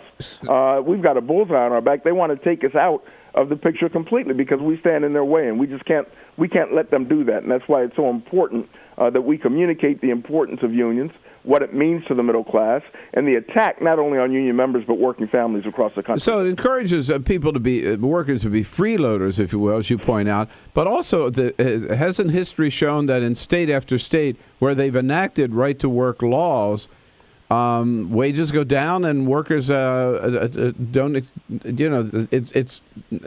they suffer because of it, I guess is what I'm trying to say. Well, working families suffer, wages go down, communities suffer because wages are going down. We have a major problem in this country right now because wages are stagnated for the overwhelming majority of workers, and they have not seen wage increases. As a matter of fact, in many areas, wages are actually going down. If you look at you look at inflation, you can't argue with this fact. On average, union members make $207 more per week than non-union members. Okay, so there is a direct benefit when you belong to a union, but there's also a benefit if you don't belong to a union, because when union wages rise, then automatically wages of other folks will rise also, so it benefits everyone. But this is an attack on working people, pure and simple, and it's being funded by folks like the Koch brothers and the billionaires and the corporations who are out to destroy one of the few remaining pathways to the middle class. I was reading, we're talking again with President Lee Saunders, president of AFSCME at AFSCME.org, AFSCME.org. I was reading yesterday, President Saunders, this issue of the New Yorker, that in terms of income inequality, or the president calls it middle-class economics, that the United States has the widest gap between the rich and the poor of any industrialized, any Western nation. I mean, it's hardly something to be proud of. What can we do about that? Well, I think that, number one, you need a strong labor movement in this country, which provides the opportunity for workers to have, a fair shot to get wage increases and level the playing field. So that's the first thing. The second thing is that we've got to organize in our communities. We've got to have our partners talking about this issue. We've got to have validators talking about the fact that it's unfair for these Wall Street types and the corporations to earn all of this money and that wealth gap being so large, while working families in this country are continuing to suffer. That is not a healthy situation. Anybody with the right mind should understand that. And we've got to figure out ways in which we can support working families, grow their wages so they have a chance at the American dream. President Saunders, I don't know whether you had we haven't chatted earlier this week, so I don't know whether you had a chance to get down to Selma last weekend for the 50th anniversary, but I thought of you and other friends in the labor movement that of the deep connection between the civil rights movement and organized labor, very much a part of it, and you and I have talked about that before. How do you see that? Tell us about that connection. Well, it's a very strong connection, especially with AFSCME. most of your listeners know that we had a major strike in 1968 in Memphis, Tennessee. Right. 1,300 sanitation workers. Dr. King traveled to that strike supporting those striking workers because he understood the connection between economic rights and civil rights and labor rights and human rights, and he gave his life in support of that strike. I was not in Selma. I was actually in Pennsylvania, but we had our secretary-treasurer of our union went down. We had a busload of members from Atlanta who went there to commemorate the 50th anniversary of Bloody Sunday. We've got to continue to rebuild and develop the relationships that existed and that continue to exist with the labor movement, civil rights organizations, the faith-based community, students, retirees. That's what's happening across the country. You have so many folks that are saying what is going on is so wrong, and we've got to come together like never before. We've got similar interests, and we've got to come together and fight back. And I know when you've been in the studio here and at other places, we've had a chance to talk about when you look at, I mean, the deep recession of 2008, and now maybe we're full into recovery, or at least we're heading in that direction. But among the people who were the hardest hurt were public employees at the city level, at the state level, the county level, across the board, teachers and police and firefighters, a lot of your members. Have they started to come back? Is that are those jobs coming back now? What's the status? Well, I mean, we are in negotiations in a number of areas across the country where the state budgets are a little bit healthier than they were before. So we believe that workers should share in that kind of prosperity and the economic upturn that is occurring. But that's not happening right now. What's happening is that you've got the top 1% who want more power and wealth at the expense of those 99% who are trying to play by the rules every single day. I mean, there was an article, and I think it was in the New York Times, you might have seen it, Bill, where the bonuses of these Wall Street types was, I mean, I can't even remember what the figure was. It was just amazing to me. And our people don't even make that kind of money yearly. I mean, and these folks are making these kinds of bonuses. So the system is rigged, it's unfair, and it's up to us to stand up and fight back and collectively say that this is wrong and this is not the kind of country that we must be. Now, let me also say this. I mean, there is really, and I really have a sense of optimism. I mean, we've taken our hits, AFSCME has, as far as our union, where Scott Walker's attacked us in Wisconsin. We've been attacked in Michigan with Snyder and Right to Work. But you know what? We're still organizing, and people still want to be a part of the trade union movement. So we've actually organized 135,000 new members into our union since last year. Whoa! And so that just shows you that there is a need out there, that there is a willingness to join collectively and make your voices heard. That's the only way to do it. Just keep fighting, fight back, and keep growing, right? Yeah. That's exactly right. All right. And under your leadership, we'll continue to do that. President Lee Saunders from AFSCME. Again, you can check out their work at AFSCME.org. Brother Lee, thanks so much. Good talking to you, All Bill. right. See you soon. Thank you. Lee Saunders, one of the great labor leaders of this country there with the members of AFSCME. Again, the largest public employee and healthcare workers union in the entire country.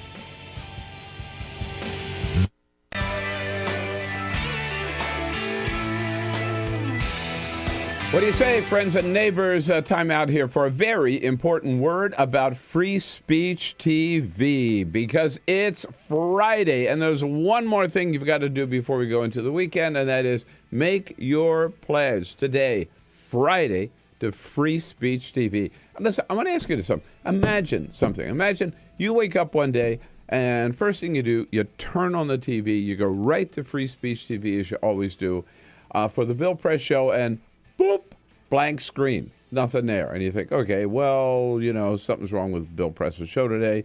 We'll just wait. Then you tune in, Amy Goodman. What? She's not there. Stephanie Miller. She's not there. Tom Hartman. He's not there. David Pakman. He's not there. The whole gang, not there. I'm not exaggerating. That could happen.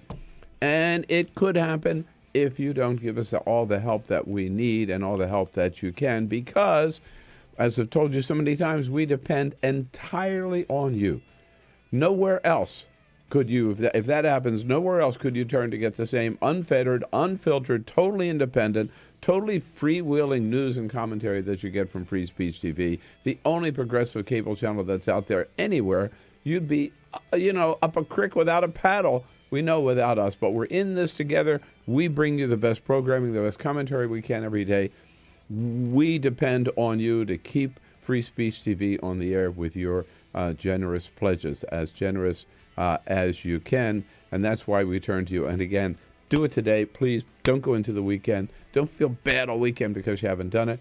Go today to Free Speech TV and make your pledge.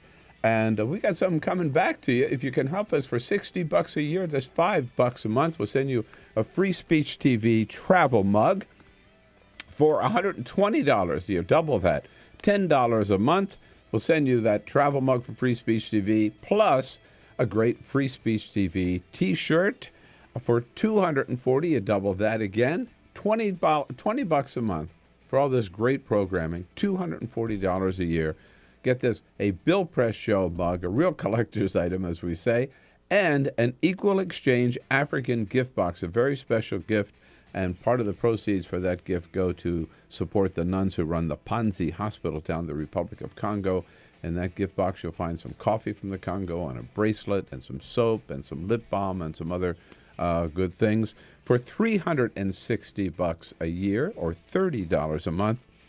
The whole shebang, a Free Speech TV mug, 2 Bill Press mugs, and the Equal Exchange African gift box.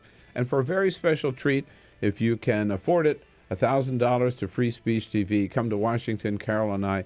We'll go out to dinner with you, take you out to one of our favorite restaurants on the Hill, and the next morning you can come in and join the team, meet all the team, and enjoy the show right here in the studio. The way to make your pledge, and do it today again, on the phone, 877-378-8669. Number again, 877-378-8669.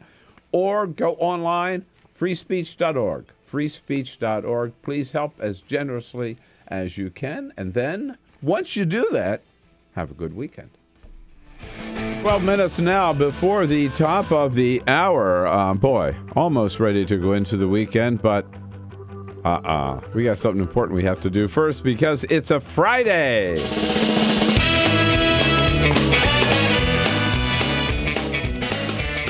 Indeed, it is a Friday, March 13, and on every Friday we like to look back at the week preceding and bring back our favorite sound bites of the week. We start at the bottom, work our way up to the top. On Saturday Night Live, last Saturday, Michael Shea on the Weekend Update talking about Ben Carson's comments about how being gay is a choice. After all, some people, almost everybody that goes into prison, they go in straight, says Ben Carson, and they come out gay. Here's Michael Shea. Number 5. Potential Republican presidential candidate Dr. Ben Carson, a neurosurgeon, said this week that homosexuality is a choice because many people go to prison straight, and when they come out, they're gay. Kind of like how in that last sentence, Dr. Carson went in as a neurosurgeon and came out as a complete idiot. President Obama last Saturday down in Selma, Alabama, talking about the heroic people who marched across that bridge 50 years ago and really changed the course of direction in this country, even though they were not elected to anything. Number 4. The Americans who crossed this bridge, they were not physically imposing, but they gave courage to millions. They held no elected office, but they led a nation. There he is, a very, very powerful speech there. I love it, in Selma, Alabama. Hillary Rodham Clinton, after maybe 10 days of radio silence on the email controversy, she finally stepped up to the microphones this week, held a news conference at the United Nations, and she says, yeah, we made this decision out of convenience, but on second thought... Number 3. I did it for convenience, and I... now, looking back, think that it might have been smarter to have those 2 devices from the very beginning. Maybe if I'd carried around the 2 cell phones, we would not have to have this damn news conference, and I wouldn't have to be dealing with this. President Obama last night appearing on Jimmy Kimmel, and he played along with the little ongoing gag that Jimmy Kimmel has, asking guests to read mean tweets about themselves. The president often makes jokes himself about his big ears, so this tweet struck home. Number 2. How do you make Obama's eyes light up? Shine a flashlight in his ears. That's pretty good. That's pretty good. It's pretty mean, too. Yeah, no, that's brutal. That's just brutal. Right. And finally, of course, Saturday Night Live had to get into the Hillary Clinton emails as well. Kate McKinnon playing a mean Hillary Clinton, meaning a very good Hillary Clinton, I think. She talks about Hillary talks about a classic, typical email. People are not going to find anything she said if they look into our personal emails because there's nothing there to prove it. Here's one email that she had sent to husband Bill. Number 1. And in emails to Bill, the only thing you'll dig up is a little bit of mature romance. Take a look at this sexy email I sent him on our anniversary. Dear Sir or Madam, congratulations on your continued marital success. I would like to schedule a sit-down at your earliest convenience. Regards, the office of Hillary Clinton. You know what? I'd like to see some of the emails, if they exist, that went back and forth between Bill and Hillary. Wouldn't you love to see those? I'll bet you at one time, email was maybe the only way they could communicate. Yeah, sure. Mm-hmm. Unless, in fact, she did throw the lamp at him. Remember, that was one of the rumors that came out of the White House. Yeah. Yes. Yeah. We'll never know because the usher never speaks. Anyhow, so we had a good week there. Good week. And we'll wrap up this week with our parting shot coming up next here.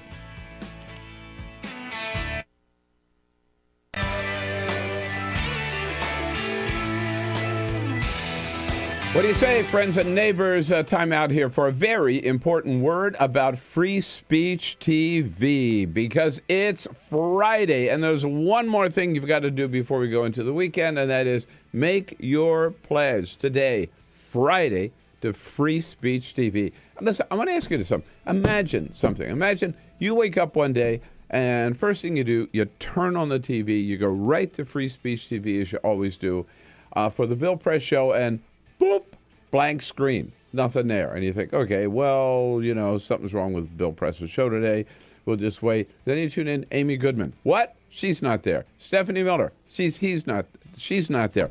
Tom Hartman. He's not there. David Pakman. He's not there. The whole gang, not there. I'm not exaggerating. That could happen. And it could happen if you don't give us all the help that we need and all the help that you can, because as I've told you so many times, we depend entirely on you. Nowhere else could you, if that happens, nowhere else could you turn to get the same unfettered, unfiltered, totally independent, totally freewheeling news and commentary that you get from Free Speech TV, the only progressive cable channel that's out there anywhere. You'd be, up a creek without a paddle. We know without us, but we're in this together. We bring you the best programming, the best commentary we can every day. We depend on you to keep Free Speech TV on the air with your generous pledges, as generous as you can, and that's why we turn to you. And again, do it today. Please don't go into the weekend. Don't feel bad all weekend because you haven't done it. Go today to Free Speech TV and make your pledge. And we got something coming back to you. If you can help us for $60 a year, that's $5 a month. We'll send you a Free Speech TV travel mug. For $120 a year, double that, $10 a month. We'll send you that travel mug for Free Speech TV, plus a great Free Speech TV T-shirt. For $240, you double that again. $20 a month for all this great programming, $240 a year. Get this, a Bill Press Show mug, a real collector's item, as we say, and an Equal Exchange African gift box, a very special gift And part of the proceeds for that gift go to support the nuns who run the Panzi Hospital down in the Republic of Congo. In that gift box, you'll find some coffee from the Congo and a bracelet and some soap and some lip balm and some other good things for $360 a year or $30 a month. The whole shebang, a Free Speech TV mug, 2 Bill Press mugs, and the Equal Exchange African gift box. And for a very special treat, if you can afford it, $1,000 to Free Speech TV. Come to Washington, Carol and I. We'll go out to dinner with you, take you out to one of our favorite restaurants on the Hill, and the next morning you can come in and join the team, meet all the team, and enjoy the show right here in the studio. The way to make your pledge, and do it today again, on the phone, 877-378-8669. Number again, 877-378-8669. Or go online, freespeech.org. freespeech.org. Please help as generously as you can. And then, once you do that, have a good weekend. Yes, indeed, on this Friday, March 13. And we made it through March 13 with no bad luck here. Well, the show's not quite over yet. Well, not quite. I'm sorry. It's You gotta- just a little... 2 more minutes here to screw this up. A little premature. But on this Friday, March 13, my parting shot for today. Yep, even Republicans realize now that it was a big mistake for 47 of them, 47 Republican senators, to sign a letter to the Ayatollah of Iran telling him not to make a deal with President Obama because you can't trust President Obama. Their dangerous meddling in foreign policy has been condemned by almost every newspaper in the country, conservative and liberal. Even the Wall Street Journal said it was boneheaded. President Obama denounced the letter, so did Democrats in Congress, and even some Republicans, including Bob Corker of Tennessee, who is chair of the Senate Foreign Relations Committee, refused to sign the letter and said it was a big mistake. And yesterday, the supreme leader of Iran, the Ayatollah Khamenei, said he thought the letter was a sign of a decline in political ethics and the destruction of the American establishment from within. What's amazing to me is why did veteran senators like Mitch McConnell, John McCain, Chuck Grassley, Richard Shelby, Lindsey Graham, and 41 others sign it? Why did Republicans, who've been in the Senate for decades, suddenly turn their foreign policy over to the boy senator, Tom Cotton from Arkansas, who's only been in the Senate for 60 days? You know, everywhere I go, people always ask me, what's the Senate need to start functioning again? Now we know the answer. It needs a grown-up. It needs some grown-up leadership, and they're not going to get it from the boy senator from Arkansas. All right, folks, that does wrap it up for this week. We thank you for being with us Monday through Friday. Now, have a great weekend. Relax, recharge the batteries, come back and see us on Monday. This is the Bill Press Show.